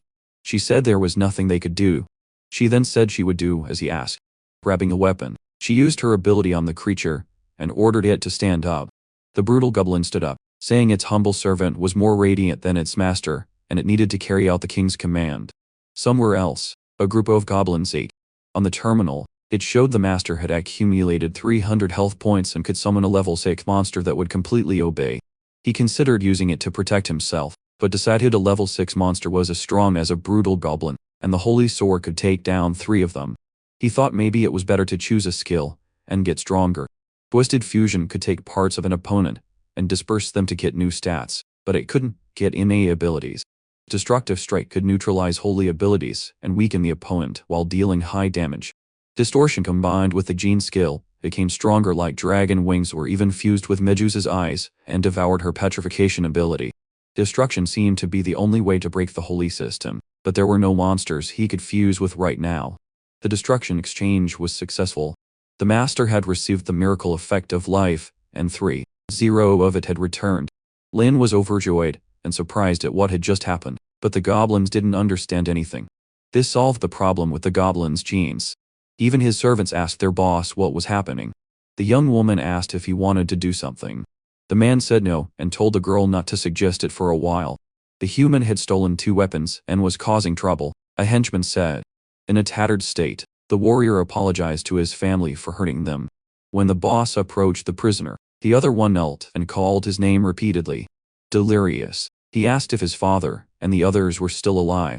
His father and sister had been defeated by the Dark Lord. Lin Tan said, laughing. The man went crazy and said he should have never provoked him or tried to be smart in front of him. He said he hoped she was still alive and could be rescued later. Then, suddenly, he ran and smashed his head against a wall, collapsing unconscious on the floor. Linton said he had been tortured to the point of being moved and wondered why he couldn't let go. He said that after a while, his hatred for him had faded and he hoped that knife could soothe his pain. Time passed. Then, in the forest of the Great Tomb, that goblin called Lord Niu, saying he was the leader of the Beast King tribe, asking if he was home. Suddenly, a giant foot appeared and scared the creature half to death. A giant monster emerged from the cave. Asking why he was calling, he explained he had only come to take back from the humans what was his. The giant creature was a man-eating bull demon. He said the item was created by ghouls of his own kind, the audacious ones, and giving it to him was like returning it to its original owner. The giant creature took the ring, examined it, and asked what he wanted. The goblin asked for help standing before the huge, majestic creature. He explained he had a deal with the Holy Church, and they couldn't enter human territory, but he added that he would help him become a lord. He told him to go get revenge on humanity, and said he believed the immortals would support him. He added it had been a long time since he had eaten human flesh. Time passed in that goblin den. Our hero checked the terminal, looking for something. He saw his information, level 70. He thought that even though he had trained and improved his skills, the holy sword had over 4.0 power, and it seemed he would need an intervention to deal with it. But he thought he was almost there, and together they had created a whole army of heroes. He thought he could finally stop hiding. Then, the hunter called him, and said the brutal goblin had brought its people to the cave entrance and was waiting. When our hero got there, the woman asked him to wait a moment. She hugged him and asked if he wanted them to go with him to the city of Paming, but he said there was no need, and he was just going to fight the holy sword. So, if anything happened, and he needed to run, anyone else would just be in his way. She said she had ordered the brutal goblin to obey, so he'd better not disappoint her, or she would punish him severely. Lin said that was all, and it was unclear who would punish whom. The woman watched him leave, overjoyed. Our hero walked up to the giant goblin and asked if the friend he was looking for was a goblin with poor circulation. The giant creatures just stared at him as if he had found a group of man-eating ghosts. He said the most shameful part was that this ruling goblin was of the Phoenix class, and things didn't look good. Then, the creature told Mer, "You not to worry because the goblin's power was equal to his." It told him not to talk nonsense and to lead the way. And our hero just watch. Somewhere else, the monsters prepared for battle. They were warned there was an extremely powerful woman with a sword. The monster sneered and said he liked tough food. An earthquake struck. The guards asked what it was until one of them told them to look. A herd of bull demons charged in, and the guards panicked. Screams for help echoed through the city. Our hero wondered if they were really that scary, but decided that smart goblins were worse. Lin thought the city would be his sooner or later. The bulls seemed to be enjoying the attack, excited at the idea of fresh meat. But just as one was about to eat, a powerful attack slammed it to the ground. The man who was about to be eaten fell back, and looked up to see an adventure group, and the holy sword. The older man asked why there were so many bull demons. Another asked if it was the guy from the Great Tim. Annoyed, he said they should have dealt with him immediately. The holy sword said it was her negligence. Determined, she said she would fix that mistake and charged straight at the creature. On the way, she cut down a few bull demons. The moment she was distracted, the monster attacked, blowing bricks and dust everywhere, but from the dust, the woman emerged, restraining the attack. The bull couldn't believe. Our hero observed from above and realized they were a villainly match. While she was busy, it was better for him to act. Then, something caught his eye. The man was staring at the brutal goblin. The guy started to sink into the ground, saying he would kill that beast. And our hero thought that was what he had been waiting for. He used a power, and fired a volley of bullets at him. No chance. The man collapsed. The beast moved in to eat him. And his companion realized Marshall's situation. She tried to save him, and shot arrows at the monster, but a magical vortex blocked them. Confused, she asked what it was, and our hero appeared, saying, luckily, he also has sharp skills. He ordered the brutal goblin to leave the guy to him and go help the ghouls. And the monster obeyed. He walked up to the man, excited, licked his lips, and used his devour skill. The elf was horrified by what she was seeing. Nearby, the old man defeated another bull demon, calling them cursed beasts. He jumped at our hero with a powerful martial arts technique, but our hero didn't move. At the last second, he dodged, and the old man exploded with rage. Our hero used a super-level skill, giving the warrior no chance to react. The elf cried out in despair. From above, she watched our hero devouring her companions. The old warrior was defeated, and the woman couldn't believe this had happened to her strong friends. Our hero realized he had finally reached level 75, and his power soared. Nearby, the elf prepared to attack and fired, hitting him right in the shoulder. He didn't expect it, and he saw another arrow flying straight at him. He barely managed to dodge the volley. As he thought about how lucky he was, he saw the elf wasn't giving up on killing him again. He dodged and realized he couldn't do it without the stone wall. He ordered his subordinate to take down the tower. The monster charged and slammed into the tower with a huge force, breaking it. The elf realized she had to get out of there. While our hero was prepared to counterattack, he fired his crossbow at the woman. The elf shuddered at the attack, but dodged in time, jumping back over the area. Our hero saw she had avoided it, and decided to wait for her cooldown before trying again. He started to run as if fleeing.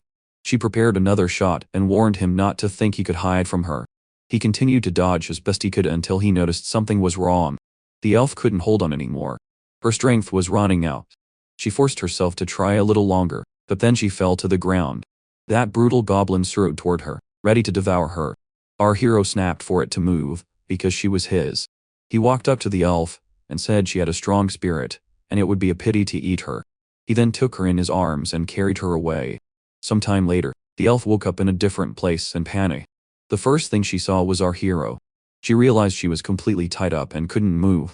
Desperate, she asked what this goblin had done to her. He said she would soon find out. Somewhere else, the holy sword continued to fight the bold demons. She scored another victory, muttering, "The guy there was a bit tough." Then, a loud noise caught her attention. She saw Emma about to kill herself, and sprinted to stop her. The girl collapsed as the woman charged in, and she arrived in time, begging her not to die. The elf said everyone else was gone. She told Ella she didn't want to have a goblin's child and asked her to get revenge. The bulls sneered that whoever ate her would become a new chieftain, but the woman gripped her sword and stood up, eyes blazing. She glared at the creatures and said she would kill them. She then suddenly stabbed the weapon into herself. The guards and monsters were stunned in shock. A heartbeat later, she flew into the sky, filled with energy. While the count demanded to know what she was doing, she ordered all soldiers to leave immediately or they would die. Everyone fled in panic, screaming they had never seen anything like this, and she was scarier than the monsters. In another part of the city, our hero sensed something. He looked up and saw what the saintess had become. All that holy energy told him this was bad. The herd of bold demons hesitated, then ran, but the power was too great. The holy sword unleashed her ability, and attacked them with a holy inquisition. The creatures were wiped out, and a huge crack tore through the city. She then descended and returned to her normal form. On the terminal, her power was 5-0. The city was destroyed. Our hero realized he was lucky to have escaped. He thought she was a swordswoman, so why was she fighting like a mage? He was amazed, calling her the invincible holy sword, who would protect the kingdom with all her might. The soldiers cheered and paid their respects to her, but then she grimaced from the wound she had inflicted on herself, and the terminal showed her combat power dropped to 2500. Our hero looked pleased. The woman said, "It's not over yet. The real killer is still not dead." She reached for a potion, but a powerful attack slammed in and interrupted her. Everyone staggered. Then, our hero finally revealed himself, standing on top of a tower. Someone spat that he was a coward for a surprise attack. He told her to heal her wounds and leave the rest to them. Our hero asked what he had just called him. The man charged, screaming, "Coward." A fraction of a moment later, he had fallen. Our hero corrected him. That wasn't the question he wanted to know. It was the one before that. He asked if he recognized he was a goblin. Trying to understand. The soldiers charged, ordering them to kill him and avenge the dude. Our hero prepared, and charged straight through them, cutting them down with ease. A soldier screamed not to hold back. They had to buy time for the holy sword to recover. He screamed for them to offer their hearts. The next moment, something pierced through his armor. Our hero was suddenly right in front of him, his arm plunged through. The soldier stared in disbelief as the goblin leader finished by saying he was free, but he would take his heart. The next moment, that knight was completely defeated. A large hole was pierced through his armor. The holy sword saw this, furious, and charged at our hero. He dodged and moved to counter, but she was faster. She unleashed a kick that he barely managed to block, and the impact still sent him flying. Even with her power reduced, she was hard to deal with. Feeling the pressure, he activated a power that hit all the soldiers and the woman. She shuddered, surprise, then countered with her own energy. Our hero dodged again, easily, and realized monster skills had no effect on her. If this continued, both sides would suffer losses. And in the end, she was some kind of saint. She could suppress him. She attacked again, saying, "Today we will settle this once and for all." Lin asked if she liked the taste of failure. She jumped up and told him to shut up. She struck hard, then realized the goblin was no longer there, and scanned for him. She ordered everyone to gather and kill him. Our hero grabbed a soldier and threw him at the girl. While she was distracted by the flying body, the goblin leader charged in and took down the others. At least in terms of speed, he was better, and he could still use the bodies to dodge. The woman chased him, calling him filthy. Our hero wanted to wear down her defenses, so he could use his destruction magic. An hour of fighting dragged on. The soldiers on the ground begged the holy sword to kill them because they couldn't stand the torture. Our hero suggested they stop for today, and a soldier muttered he would lose anyway. The woman only got angrier, telling him not to run, and attacking again. He used another body as a shield. It was working. Soon she would be completely mad.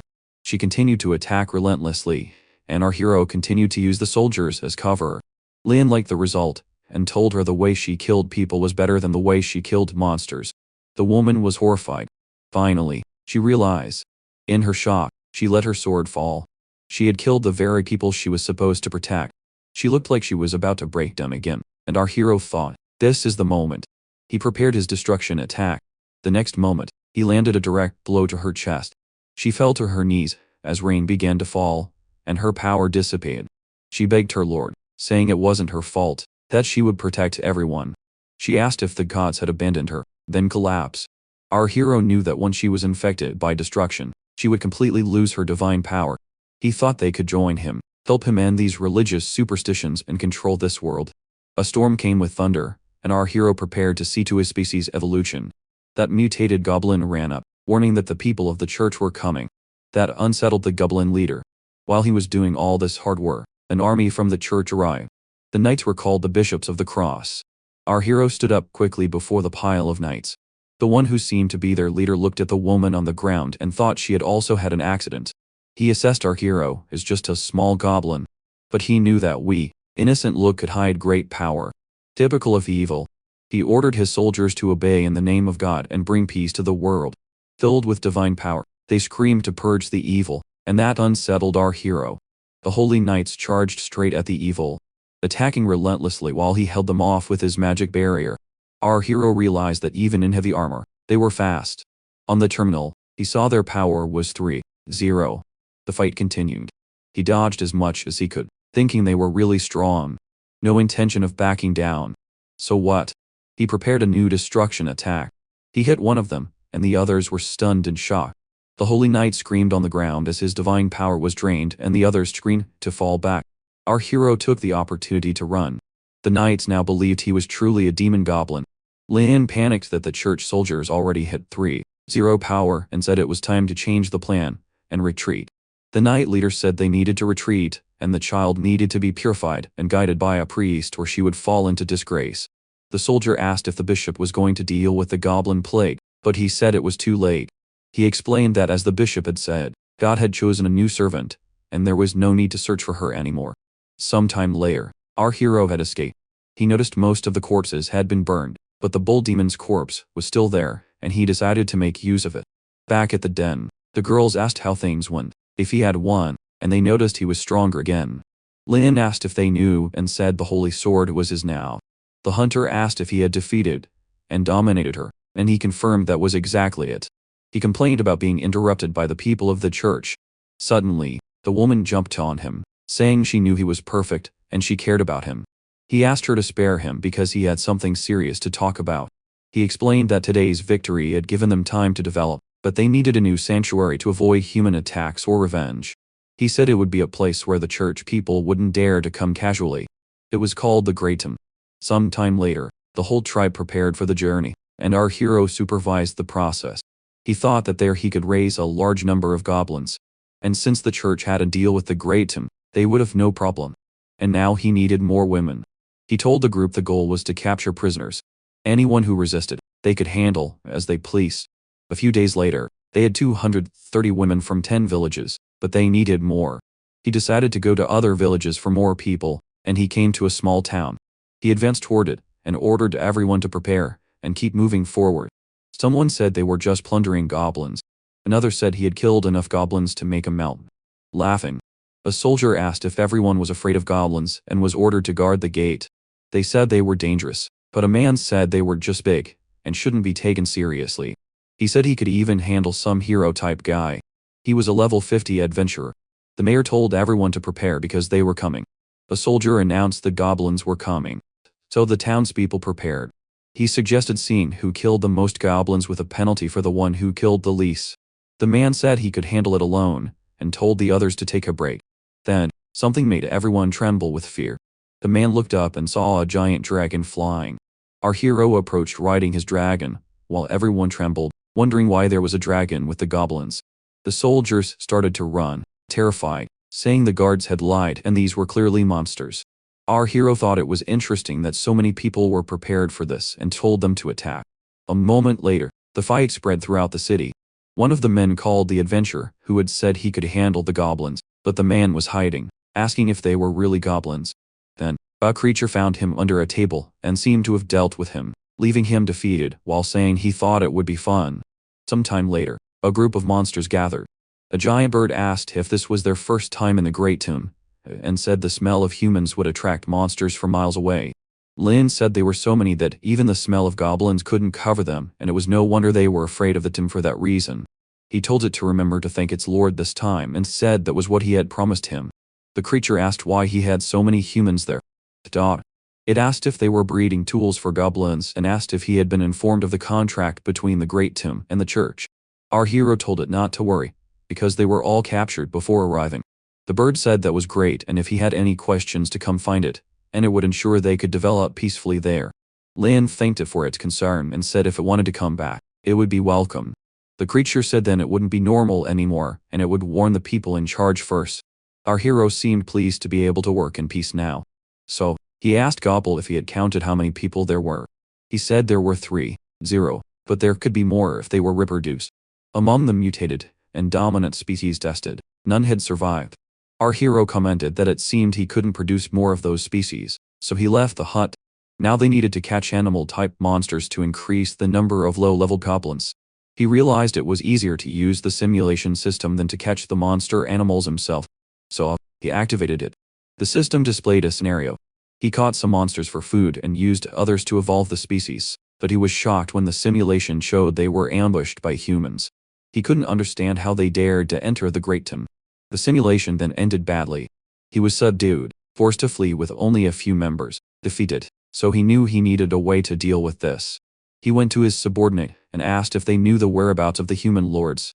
The creature said it was in the high forest area, and our hero decided this was an opportunity to solve the problem once and for all. A month later, he talked to his bird friend, who said there was no way the humans could get there. He explained the Great Tomb had a contract with the church, but our hero said that on the other side he had seen an army approaching, and with what had happened, before they might attack him anyway. The creature said he understood, but no one there would let the humans pass through the Great Tomb. It then flew away saying it would meet him there later and it would go make a report. Lun thanked it. One of the knights said they were here to defeat the goblins once and for all. They were determined to enter the Great Tomb, and the soldiers supported him. A dragon flew overhead, and the man asked if it was a goblin riding it. Observing, he thought it matched the intelligence exactly. He asked if the guy on it was the goblin boss who had destroyed dozens of cities and villages. Our hero called them out, asking if they had forgotten the contract between the church and the Great Tomb. The man snapped back that he was just a rat who had fled from the tomb and they didn't need to worry about any contract if they killed him. He pointed behind him and asked if they could see that army. He said it was there to avenge Alice and for his grandfather. Our hero read the situation and started to taunt him, mentioning the holy sword. The man exploded, screaming for him to shut up. He then said he would attack and turn everyone to dust. Our hero didn't expect him to get angry so quickly. One of the knights told them to wait. The scouts hadn't returned yet, and charging in could be dangerous. But Lion mentioned the scouts, and pointed to a man asking if that was him. 10 minutes ago, the scouts were observing the camp, amazed at the number of humans and monsters those people had enslaved. But on their way back, a group of goblins had captured them. The leader ordered all troops to listen and move to kill all the goblins. The soldiers prepared to attack. The young man started screaming, asking if they were scared, saying, "That's what happens when you poke a lion." Then, another creature appeared, asking if that was true, and the giant bird appeared, filled with power. The young man screamed that it was a man-eating eagle and told everyone to be careful. The eagle said it had been a long time since he had seen the church and asked if they had forgotten the contract offer. One of the knights said it was the Pope's order and he was not qualified to negotiate. The eagle said he was not qualified to be arrogant for much longer and he would crush him himself. The knight said he was here to wipe out the goblins, and he didn't care what happened after, but if the eagle dared to stop him, he would die. He spurred his horse and ordered the soldiers to advance. The creature flew into the sky, saying they were treating the Great Tomb as a place they could come and go whenever they wanted. The knight asked if the Great Tomb had decided to protect the goblins. The eagle said he could believe that. Yes. The knight was silent. He told His Highness to retreat with the army, but His Highness didn't believe it and wanted to kill that guy. The knight said it wasn't running away. It was preparing for a bigger battle. From above, our hero observed the organized army. He said the Lord had caused a huge mess just for him. The eagle said it wasn't for him. It was to show the church they weren't afraid. The eagle said many of them were very excited about this. He told him to quickly grow his tribe, and if he could become a goblin king, he could enter the royal tomb. Lin was excited about that, saying the resources there were really good. At the church, people protested the holy sword and demanded the death of the goblins. I don't understand how that woman can be a saint. She's disgusting. The person in charge was fed up with the goblin problem and now this. Someone muttered that on one side was her, and on the other was the people. He stormed to a door, calling for Alice, and yanked it open, then froze, angry at what he saw inside. The woman was taking care of a little goblin. He said he never imagined she would end up like this because of a goblin, and he should have dealt with it sooner. He told her to get out of the way, or he would hurt her. They swung at the child. The woman stepped forward, fought the sword with her bare hands, and demanded to know what His Highness thought he was doing.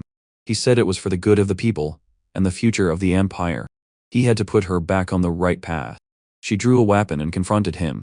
He was amazed at her stance. She asked if he was really going to do this to her. Then, when no one expected it, a huge wave of holy energy slammed into her. Even His Highness didn't see that coming.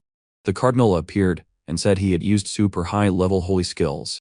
The next moment, he created holy iron bars and trapped her. His Highness told him he could handle it himself, and to look at her. Desperate, she screamed that she would accept any punishment from God, that she had no more strength. The cardinal said God didn't abandon her. She had abandoned God. He told her to leave the goblin to him, calling her Princess Alice. He then started to pour holy power into the boy while the mother watched helplessly. From behind the bars, she screamed. Outside, people celebrated. They said they had finally gotten rid of the monster, and asked where that damn holy sword was. The child was thrown at the feet of those men. Someone said they had done what was asked. He warned that anyone who said anything blasphemous about the holy sword would face the consequences. The crowd fell silent, scared. The next day, someone rushed in to find His Highness, and reported that Alice had disappeared. The man panicked. Somewhere else, a mutated goblin was happy. He could use magic now. The other goblins in the tribe also got excited, talking about eating to get stronger. Our hero said it couldn't be like that. They needed to be proactive and get stronger, but they were afraid to go out. Leon asked if they really thought he was safe. So, desperate, they agreed to go out so their boss wouldn't be angry. Another monster said it needed to release that power, and it would help. Our hero thought he had trapped them, and they still wanted to eat for free. Then, something caught his attention. His friend, Lord Eagle, appeared and said he wanted to introduce a lord. Our hero said he would be happy to meet other lords. He was very excited about meeting a few more people he could blame later. The eagle said he hoped he didn't mind. It was the one behind him. It was the Lord of the Golden Lizards. Our hero checked its power. Almost 4-0 and level 88. However, he thought it wasn't a big deal. He asked if the creature was interested in humans. The lizard said humans were delicious and suggested they share, but the eagle questioned him. He had said he would accept once he was accepted by him. The lizard said everything there belonged to them, and asked how much a goblin was worth. Very little. The eagle said the final word in this area was his. The creature told him not to joke anymore. He said the eagle had never eaten humans before, and he had been fair enough. They should eat now.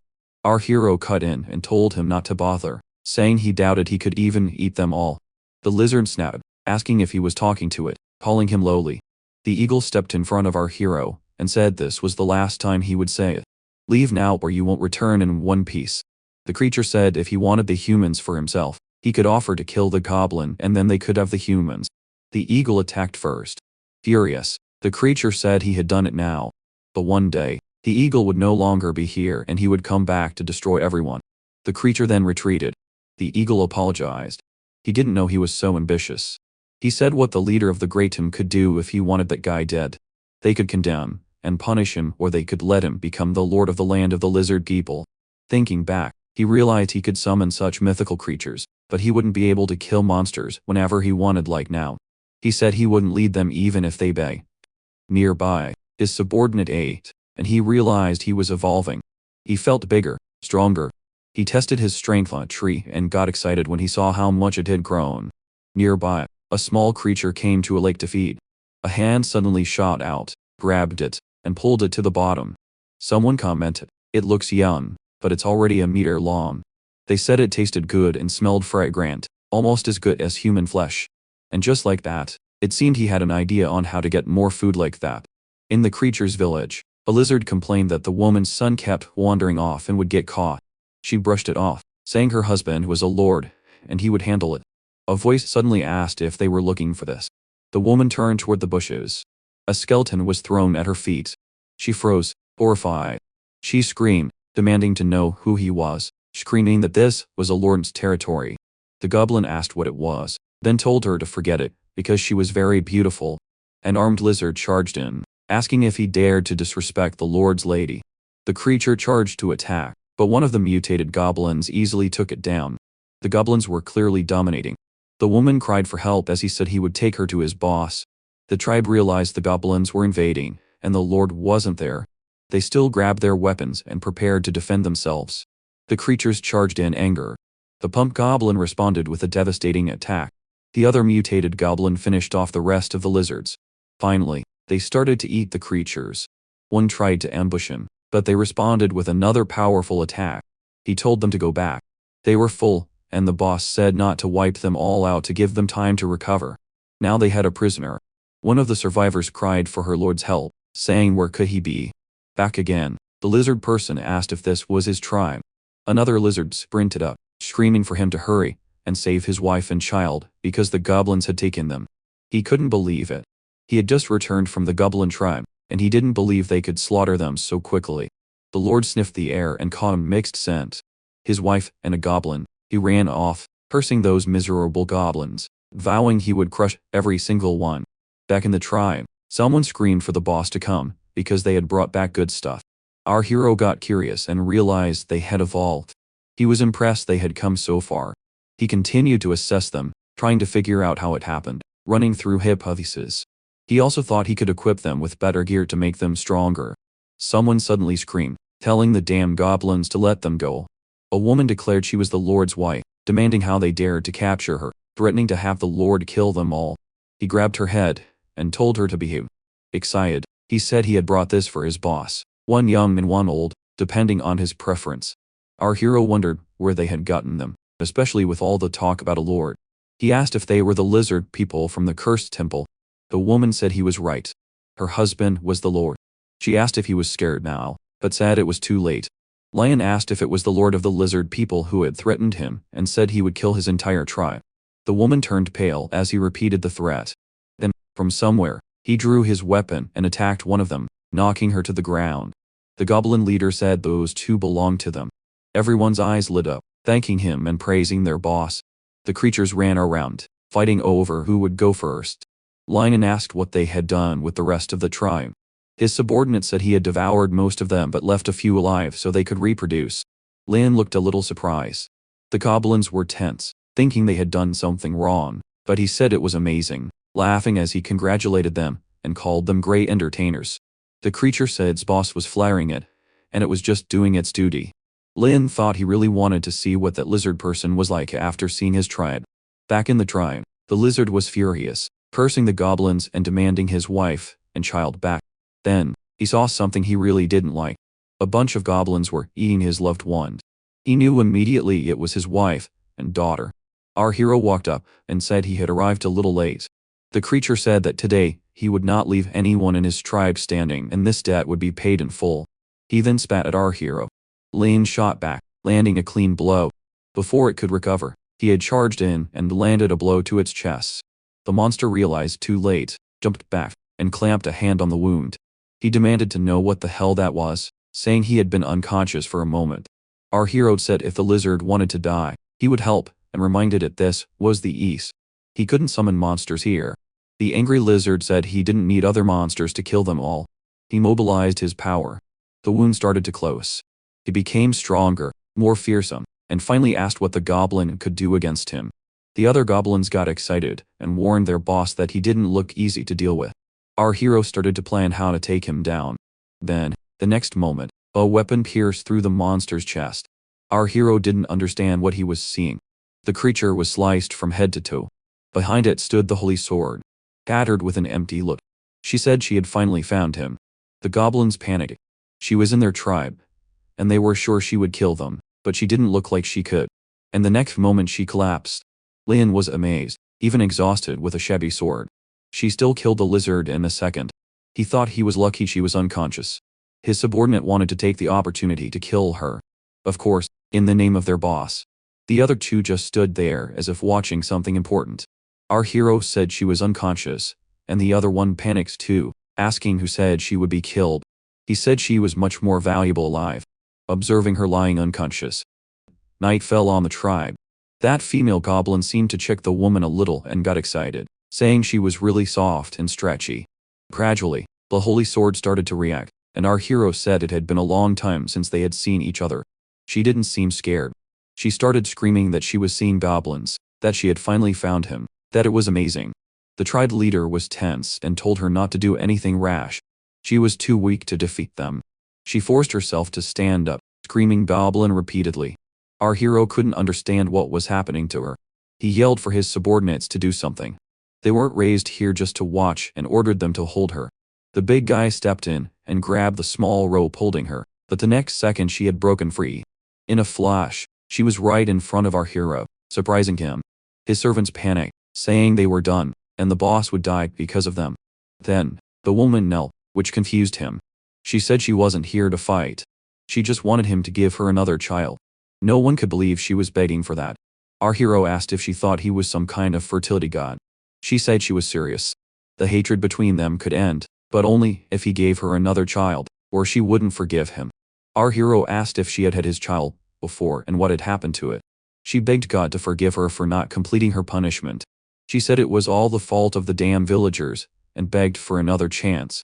Lin realized she thought the child was a punishment from God, and it had driven her mad. In reality, she was just trying to avoid the fact that she had killed someone. Our hero said God was angry because she had killed some of her own tribe, but there were conditions if she wanted his child. The desperate woman said she would accept anything. He said she had to obey him at least for the time he told her to accept the atonement period and understand this was also her punishment. He thought she would make great combat power. She said if it was God's punishment, she would carry it out properly. That pleased him, and he told everyone else to leave. The woman started to prepare and begged him to help her. The goblin leader said that since she was asking, he wouldn't hold back. She seemed to be enjoying it a lot. The vampire told the hunter not to joke anymore.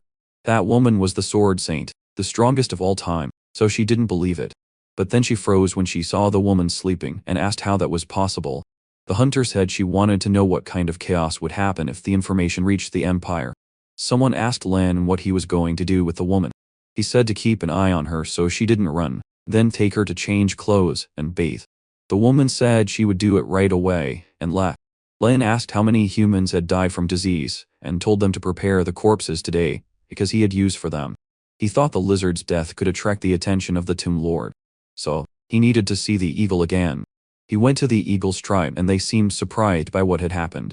His friend said he didn't need to explain, and if he replaced the lizard's position, he could still explain everything to the great Tom. The goblin said he wasn't interested in becoming a lord and asked if one of his subordinates could replace the commander.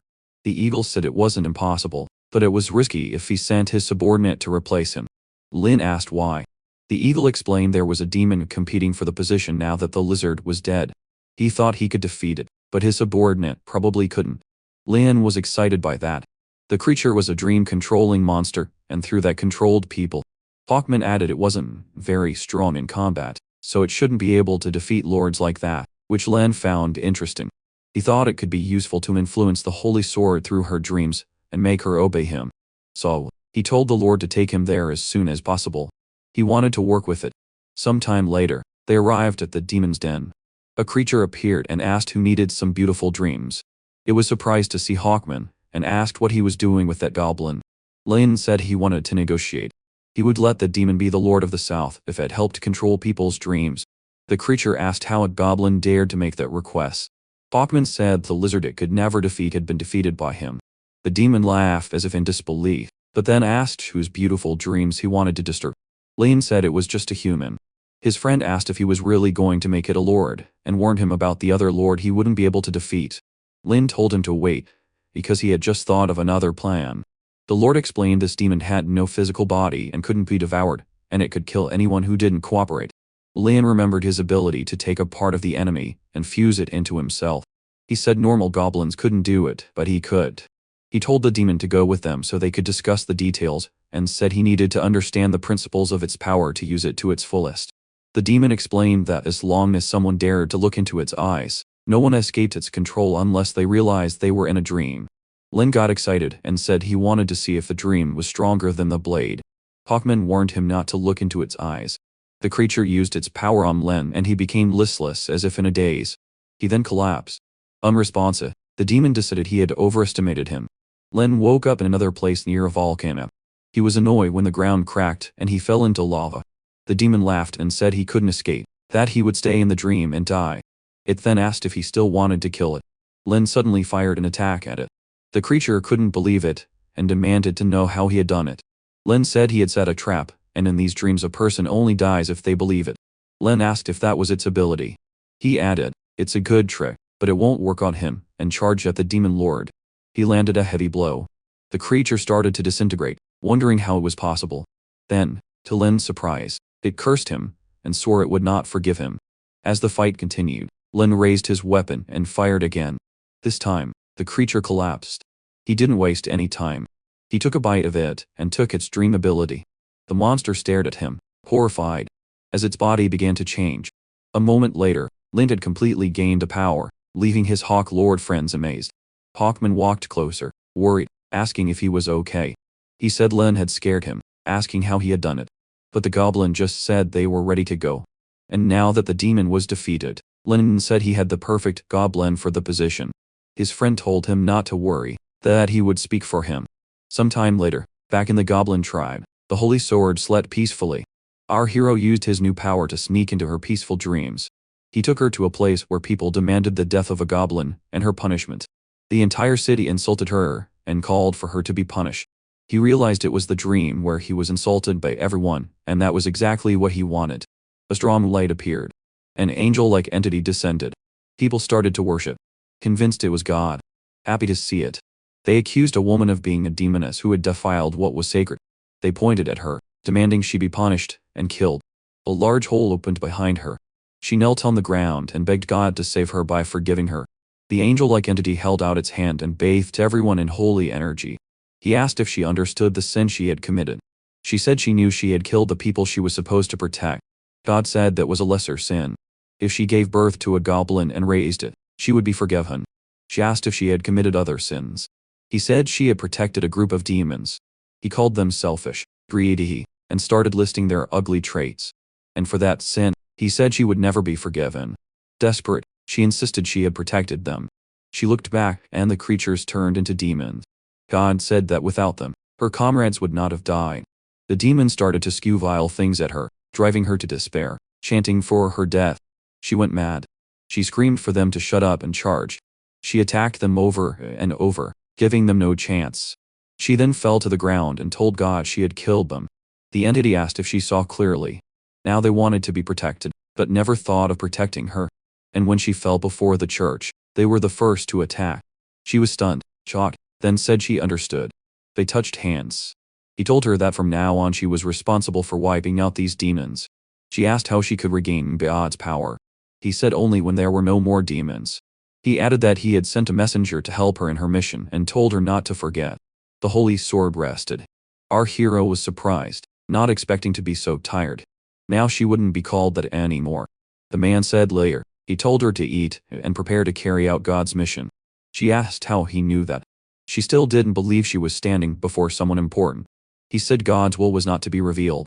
She was amazed, wondering if the person in her dream was really that goblin. She asked what they would do next.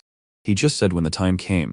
Even at level 60 with less than 100, zero power, she was trying to improve. She said she had only been learning magic for a year and didn't have much experience. Our hero told her that her talent was impressive and shouldn't be wasted. The goblin leader said it was a good city to plunder and more, inciting his subjects. He then told them to prepare to leave as his soldiers celebrated. He knew there was a mage there with a lot of magic books and asked what. He held him and took a pile of books so she could study. The woman thanked her lord over and over until someone appeared asking if they were leaving to fight. She was fully armored, and our hero said she had really prepared. Alice said it was a mission for her. God, of course, she would be prepared. Those demons had caused 10 years of suffering, and now it was time to pay. Sometime later, they arrived at the city, and some event was taking place. One of the creatures asked what all those people were gathering for, and our hero said it was some kind of celebration. He told her to go back to the camp while he went to investigate. Below, the ceremony continued. His granddaughter, Evil, was about to become the new lord of the city, the youngest in history. People celebrated. She thanked them for their support, saying she would be better than her grandfather, and promised she would never let them down. She then added that if anyone knew about the sword saintess, they should tell her, so she could send her back to the church for proper punishment. People cheered as if in a daze, convinced she was amazing. Her grandfather watched, proud. Above, our hero sat on his dragon and assessed it all. He didn't expect them to have a plan to capture the holy sword. However, he got excited. They would soon have her. Nearby, the goblin army prepared, and the elf asked how the situation was.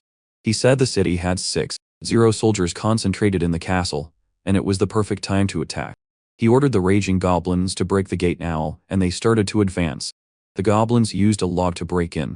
The soldiers panicked, screaming they needed to report to the lord, but the next moment they started to be taken down. The elf girls seemed to like these guns more than their old bows. The city gate finally gave way, and the invasion began. Our hero gave the order, and the city burned as the new lady realized what was happening. Explosions tore through the streets and people screamed warnings that a dragon was coming. She tried to take control, but no one listened. Above, that mage observed everything, and led his army to face the goblins. For a moment, the young girl was shocked. They were goblins. Then, she relaxed. Low-level monsters. They would finish quickly and go for a drink. After she told everyone to advance, and since it was her birthday, she would distribute food and drinks as gifts in the name of the Klein family. But nearby, the situation didn't look good. The goblins were dominating on all fronts. Above the city, our hero and the mage looked at each other. The old man realized this must be the goblin who had taken down the holy sword. Our hero said he didn't expect his reputation to have spread so far. The mage said it was no surprise he was a problem, but asked if he had thought about the consequences. The old man activated a magic crystal and a giant rock flew toward our hero, surprising him. He spurred his dragon to move and dodged while the man concentrated. Our hero then said, "In that case, let him give him a gift," and went straight for the young mage girl. People panicked and ran. The meteorites continued to fall as people screamed. The lady knew this was bad, but our hero persisted with his plan. The dragon breathed fire at the spot where the meteorite was about to hit. The woman used a super-level spell, opening a space-time rift, and banished the meteorite. She then froze. She couldn't see the dragon anymore. The mage stared, shocked, and said it was impossible the creature was still alive. Our hero said his granddaughter was very capable.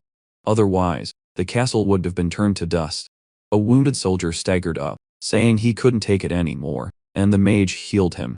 Suddenly, a flame shot toward them, but the old man reacted quickly and blocked it. Annoyed, he told the goblin to stop playing games and fight properly. Our hero asked if he was trying to make him feel guilty. Goblins have no morals. The old man's face tense. He had underestimated them, and they could lose. He ordered everyone to fall back to the castle and defend from there. They sprinted inside frantically. The gate slammed shut behind them. The soldiers muttered that those guys were clearly an elite force.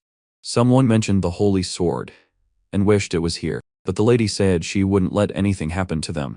She said it was a strong fortress, and no one would set foot inside. Outside, the goblins started to be pushed back and their leader ordered a temporary retreat. Satisfied, the lady said they had dealt with a bunch of goblins, and they wouldn't be back. And the old man added that the enemy was weak. The young girl asked if that was the one who had defeated the holy sword. If she defeated him, she would be stronger than him, right? The mage urged her to do it. Lind had no plan to wipe them all out, but since they were being reckless, He told her not to blame him. The woman laughed, calling him arrogant, and asked if he was still dreaming of turning the tables. She signaled a few subordinates, told the strongest to follow him, and ordered the others to wait. A mage panicked that the enemy was coming, but the woman said there was an unbreakable magic barrier. A goblin stepped out in front of her and told its boss to let it handle it. He prepared an attack and strode to the barrier, and the old mage cursed, thinking the protection wouldn't hold. Then, the magic barrier started to crack. Inside, the horrified people begged for the holy sword to be there and protect them. Our hero said they didn't want to leave the castle, so they would force them to. The fight dragged on, and the goblins dominated. The soldiers wanted to go out and save the people, but the mage stopped them. It was their last fortress, and they couldn't risk it. He couldn't believe the barrier he had spent years creating was broken so easily by goblins. People screamed that their families were outside. They said they would protect them, and they started to gather more people. They stormed toward the door, as the soldiers tried to hold them back. The lady demanded to know what they were doing, and promised she would protect them. A light behind her made her turn. She saw a few of her subordinates on the ground. An elf blew on the barrel of her gun, then aimed another shot with her companions. The old man asked why elves were mixed with goblins and how these attacks could be so precise and powerful. The young woman said humans used to trade elves as slaves, and now it was time to settle the debt. Annoyed, the mage used a spell, but it was a protective one. He told his granddaughter to fall back because it wouldn't last long. A soldier reported the back exit was blocked by goblins. The old man wondered how these goblins could be so strong. Was the secret just a ton of steroids? Our story ends here. If you want part 2, leave a like and a comment. See you next time.